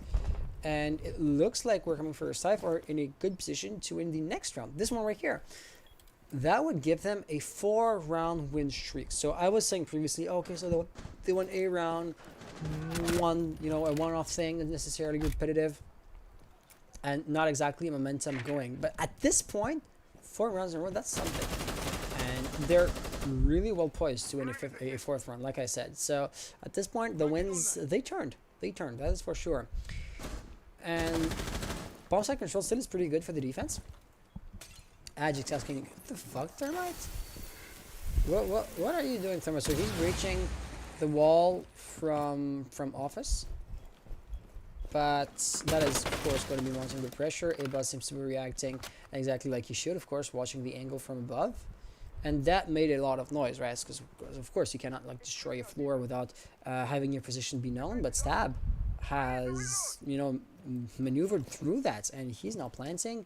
Basically safe because there is going to be a Fentix on the left getting the kill. He was covering. He was doing his job. And now it's a 2v2 situation. I was saying we're coming for a Stife. We're in a good position. But a few kills later, that doesn't seem to be the case anymore. Abuzz has to drop down. He knew exactly where Fentix was going to be. But knowledge may be power. It will not guarantee the kill. It will not, however, guarantee the kill is what I was trying to say. Zen here tossing a natural shot, but blindly so. He doesn't know exactly where his opponents are, and that shows. Low on intel as he is, the thing's not looking too good, right? He has like 4 seconds to get the kills, and that doesn't happen, obviously. Therefore, Stab will win the round for Elite, thus putting an end, actually, to the rampage, to the win streak, and denying to We Are Coming a better win streak than they themselves were able to gather. So hey, congrats on that front. Now they only need 2 more rounds to win the game. But one thing is for sure. So far, it seems like defending was easier than attacking. We're coming for a Stife. I would consider at this point, given the situation that we saw on that map, on that game in particular. It seems like the defense is favored. So We're Coming still does seem to have the inherent advantage. I mean, like I said about the blue team earlier, that round being won, is it a one-off thing, or is it going to repeat itself and merge into, or become actually a momentum kind of situation? Let's watch and see. All I can say, because I, for the life of me, could not predict the outcome. We have said, I'm repeating myself at this point, but we have said that we expected that match to be tied, to be close, and it looks like we're going to be served pretty well. This is basically what we were asking for. When you see those blowout games, you, of course, know who's going to win, and that kind of takes away from a little bit from the excitement. So this is where I'm kind of happy to have a close match, which might likely go into overtime, actually. Atomic saying Alvin squad is straight cheeks on attack. Their attack does seem to be lackluster. I mean, compared to their defense, this was, of course, their the advantage they had has just vanished into nothingness. But I mean, maybe they will just start, figuring out how blue team ticks and how to counteract that. I mean, an easy example is Jello got a spawn kill on that window, in Sunrise Bar earlier when they themselves were defending. And that kind of aggressivity is not reciprocated by We're Coming for Your Dive. And right here, Jello playing quite aggro, getting a first kill on Skyzy, who throwback. When he was attacking, he was one of the first ones to die every single round. Right here, there is going to be Mozzie, who missed a few shots, but not too long. That is going to be a refrag situation. Diffuser has been lost, but recovering it is going to be fairly trivial. That nitro cell, no, you didn't have any intel, and that shows wasting a valuable PC utility like that, in my book, is unfortunate. It's I don't want to be like too aggressive, because I mean, you will never know everything that is happening in the map. There's just so many variables and so little cameras, drones to go by. So many nooks and crannies, and so many cameras. But still, tossing the nitro cell out on a whim, that was unfortunate. A beta battery has been destroyed. That's going to be minor as an accomplishment. So now Maze has to push in. And he seems ready. But first and foremost, let's send the Gemini in. Stab will be feeding intel. It's going to get destroyed, because of course it does. And now they're going to know there's a bandit on the right side. What the Gemini wasn't able to see, however, is the defensive situation, on the other bomb site, and that is something that is not going to matter too much, because the fire is going to basically deny any peek from that angle. But there's a punch hole right there. Xan getting a double kill. Still, diffuser is being planted, but Bandit is able to deny that. Fantix gets the first kill, but he does not get the second one. Now he's alone with an LMG, and of course, LMGs are heavier or not as maneuverable. So forcing himself in an entry fragger role is not going to be easy for him. 29 bullets in the mag. He is going to cancel that reload. Pull up the pistol. Yes or no? Maybe. I don't know. 50 seconds remaining on the clock. He can reload the beast. But oh gosh, I mean, hesitating like he does, that's going to get costly. For real this time, you will reload it. And now with 33 seconds to spare, it looks like we're going to be seeing a rotation happening. He is quite likely to face barbed wire. Yeah, barbed wire right there. He was spotted. So the rotation is known. It's not too late to bail out of that entryway. He does still have utility. So hey, there's gonna be fire, goo mine, smoke canister, things. Oh gosh, plus he burned himself. He has no choice but to run through. That's not good. That is not good. Looks like blue team will be winning yet another round, and here we are. They just did.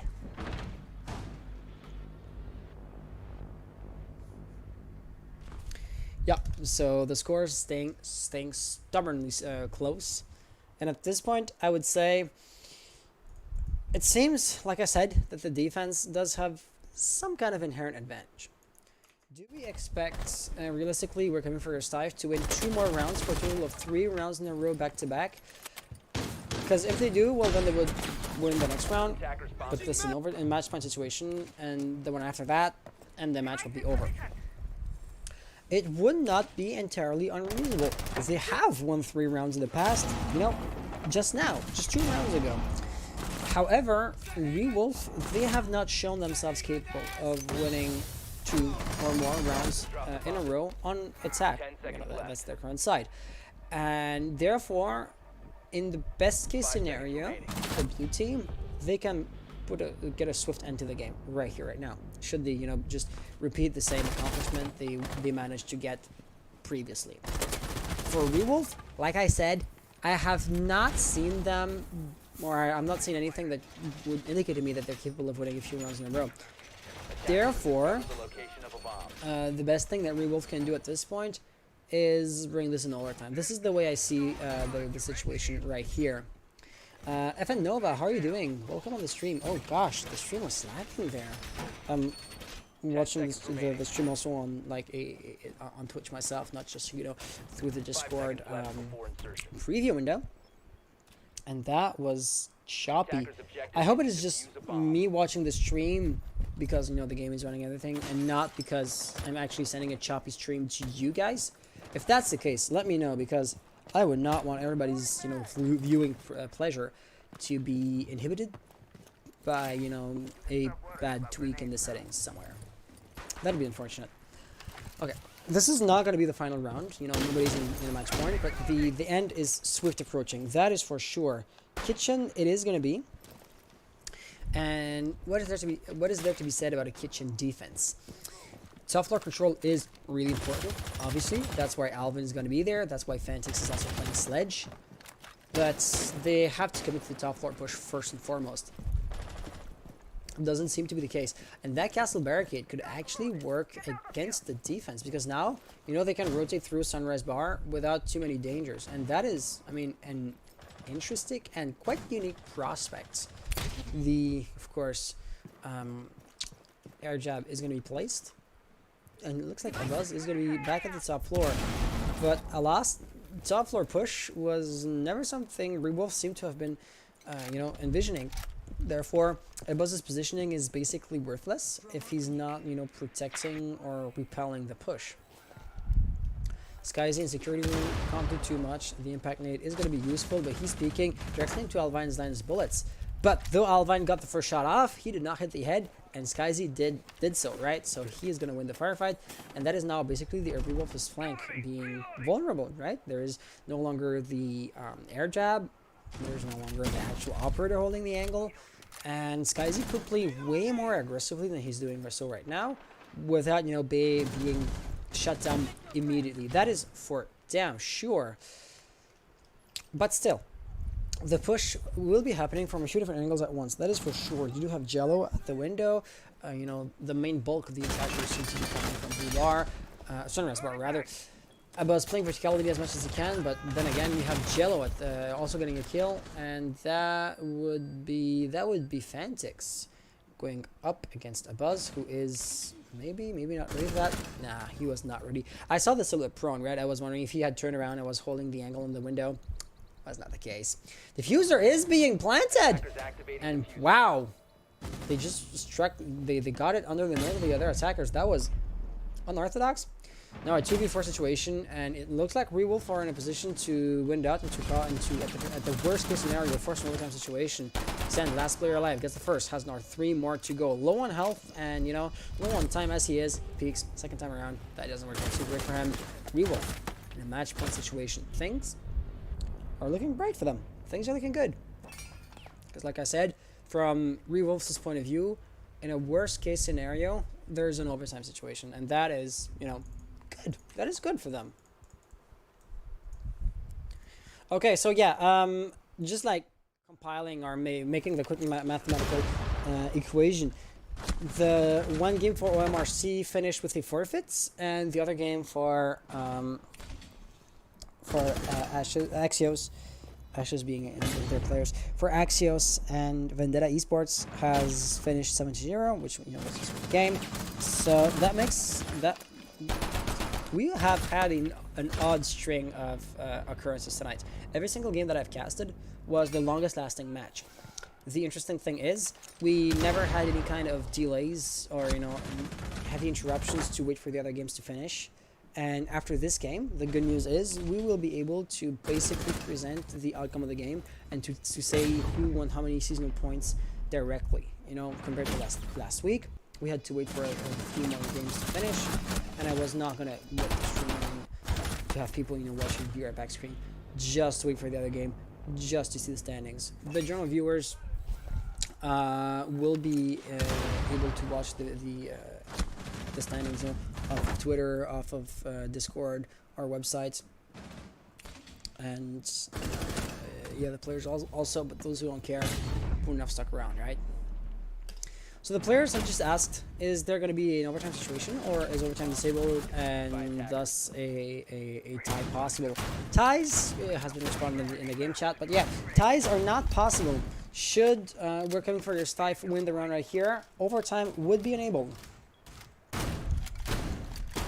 So, we are coming for your Stife. Defending Blue Bar. Have they done this before? They have. But the unfortunate truth is, that was unsuccessful. So if I was to look at the historical data, I would say Rewolf Elite do have a decent shot taking the game right here, right now. Unfortunately, I could not say, oh, it is a guaranteed, oh, it is a given, because of course, there's the human factor in play, so it's not just a machine doing the same thing and thus guaranteeing the same outcome time and time again. Rewolf already, we're coming for a snipe rather, already are not going for the same initial setup. And of course, humans are going to adapt, and different, movements, different play styles may produce different results. And this is where Rewolf had won the previous game, or the previous round here, so of course it will be up to we're coming for a snipe to adapt, and they seem to be doing that. Let's see how well their new and evolved strategy holds up when it actually makes contact with the enemy, because if it was to be so, well, maybe We're Coming for Your Stice's innovations are actually downgrades in disguise. So I couldn't tell for sure just yet, but it looks like things were iffy. I mean, 2 kills in rapid succession. Jello here just entry fragging the hell out of this 3v5 situation already. Agjix does not appear to have been droned out, so he might have an advantage of surprise, and he seems to be intent on using it. But oh, maybe he's been spotted out after all, since right here utility was shot his way, but no, he dies under the fire. Amaze getting the kill here. Number 2v5 situation. Rewolf Elites would be looking quite likely to put an end to the game right here and now. And I previously said it was unlikely that, considering they're on attack, they win 2 rounds in a row. Maybe they're going to prove me wrong, and that would be all to their honor. Getting another kill here, putting us in a 1v5 situation. Skyzy, are you going to get the ace, or are you going to clutch? He clutches. I mean, both kills happen in such rapid succession that we did not have time to swap POVs, but here, Maze, I mean, the team as a whole was just funneling in, right? So if it wasn't for Maze, somebody else would have gotten the frag there. And that is going to be a Rewolf Elite victory. Sounds good. Alright, so the players, of course, are still talking about Moss. Look at this, Xen, 18 kills. It is unfortunate that he was on the losing side, because that contribution could have been amazing. Replays time it is, and then we'll be ready to wrap things up. While the replays are running, I will be typing the results into Battlefy. Oh gosh. Right here, Wolf Elite winning this 7-5. Close game. All in all, that was a pretty close game. Let's close that up. And now, Xen saying GG. Xen, you're smiling. With the 3 minutes delay, it's not yet over. Come on, Xen. Come on. Okay, still minor incidents. Yeah. So the last question is going to be, who is actually taking the cake? So Axios, without any surprises whatsoever, are winning this. And the standings, as far as this week is concerned, Axios winning yet another 100 points. Rewolf, second team, wins 45. That's 25. That is 15. But these 3 teams actually are tied. 2 victories and 1 defeat.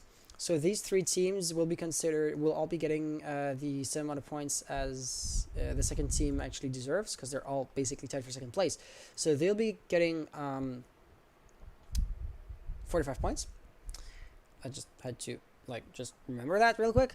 And now here, with 1 defeat, with 1 victory and 2 defeats, all of these 3 teams are tied. So these 3 teams right here would actually all be tied for 5th place. 5th place, which receives 4 points, I want to say. 3 points. It drops down pretty dramatically, doesn't it? But yeah, so that is the current standing of things. We will be posting as soon as as soon as we compile this into the seasonal standings. We will be posting them both on our webpage, daleague.ca, right here. So points will be added to that little table right here, and we'll be also taking a screenshot of that table and be adding it to our Discord server, which is right here. So on Digital Athletes League, let's take a look. There's a few channels which you guys will likely not see. Cerberus tournaments. There is a channel called Standings, and we will post it right here whenever we are ready. So this, I mean, you don't want to see me just type in a few digits in the database to update, the underlying data from which the website here pulls from. Oh, To leave it right here. Look at this. I can kick you. Bottom left corner. Let me just work the mouse. Right here. Yeah, the kick button. Okay. Yeah, I think Zug wanted out here.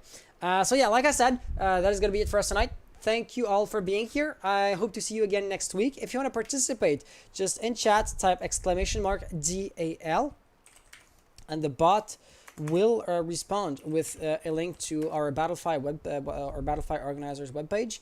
It is battlefy.com/dl-na. But hey, if you don't want to type it, just use the command. And we organize this kind of tournaments weekly. We hope to see every single one of you next week, be it any player or as a spectator capacity. But hey, if you like what you saw as a player, as a spectator, and thought to yourself, geez, I'd like to play. I do want to say two things. We run these tournaments every single week. So same next week, same time, same channel, maybe multiple channels if everything goes well. And we already have 3 registrations for next week. So Cooler Brigade, Rebuild Elite, of course, they played this week. Selfless, a new team, Team Jask. Maybe we'll be finishing up their registrations. Some do, some don't. And we hope to see all of you guys next week. That is for goddamn sure. All right. So, but until then, I hope you enjoyed your stay. I hope you enjoyed the night. I certainly know I did. And like I said, have an amazing rest of the night. Hope to see you again next week. But until then, take care and take it easy.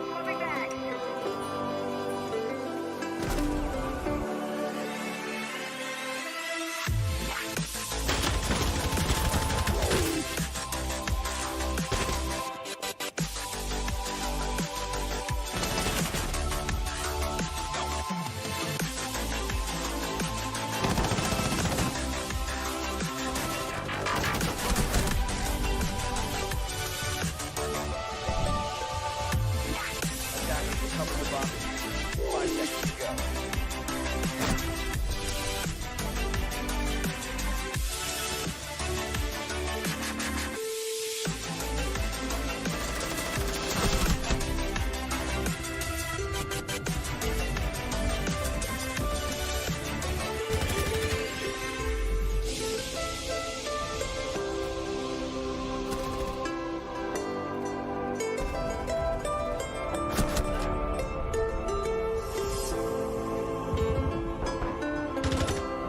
Seconds to go.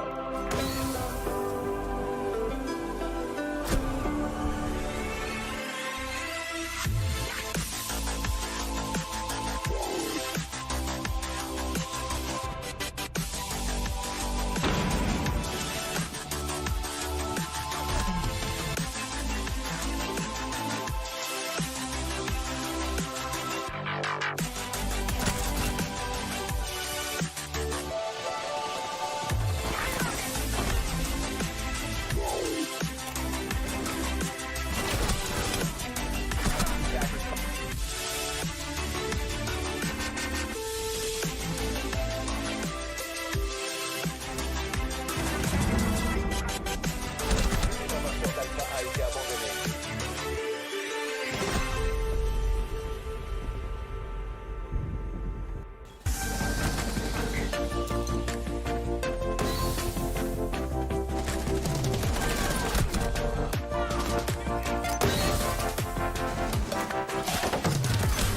Attackers are activating diffuser.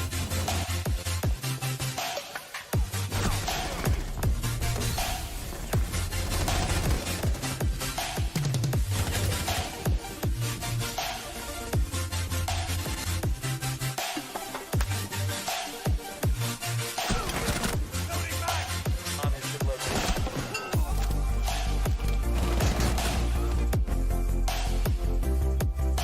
Bomb located by attacker. Attacker's bomb diffuser has been dropped.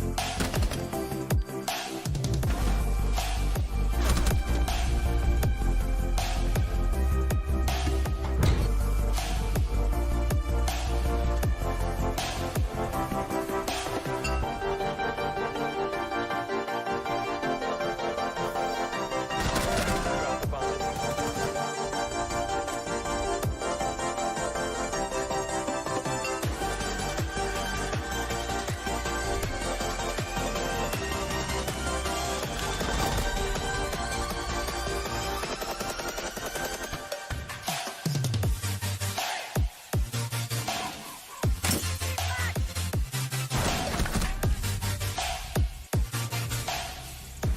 Attackers drop the bomb. 15 seconds to go.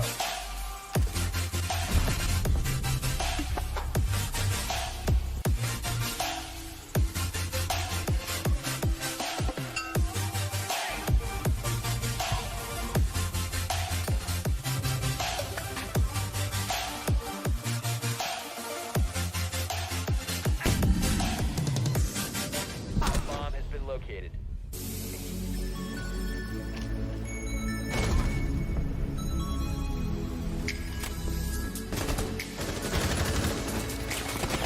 Seconds to go.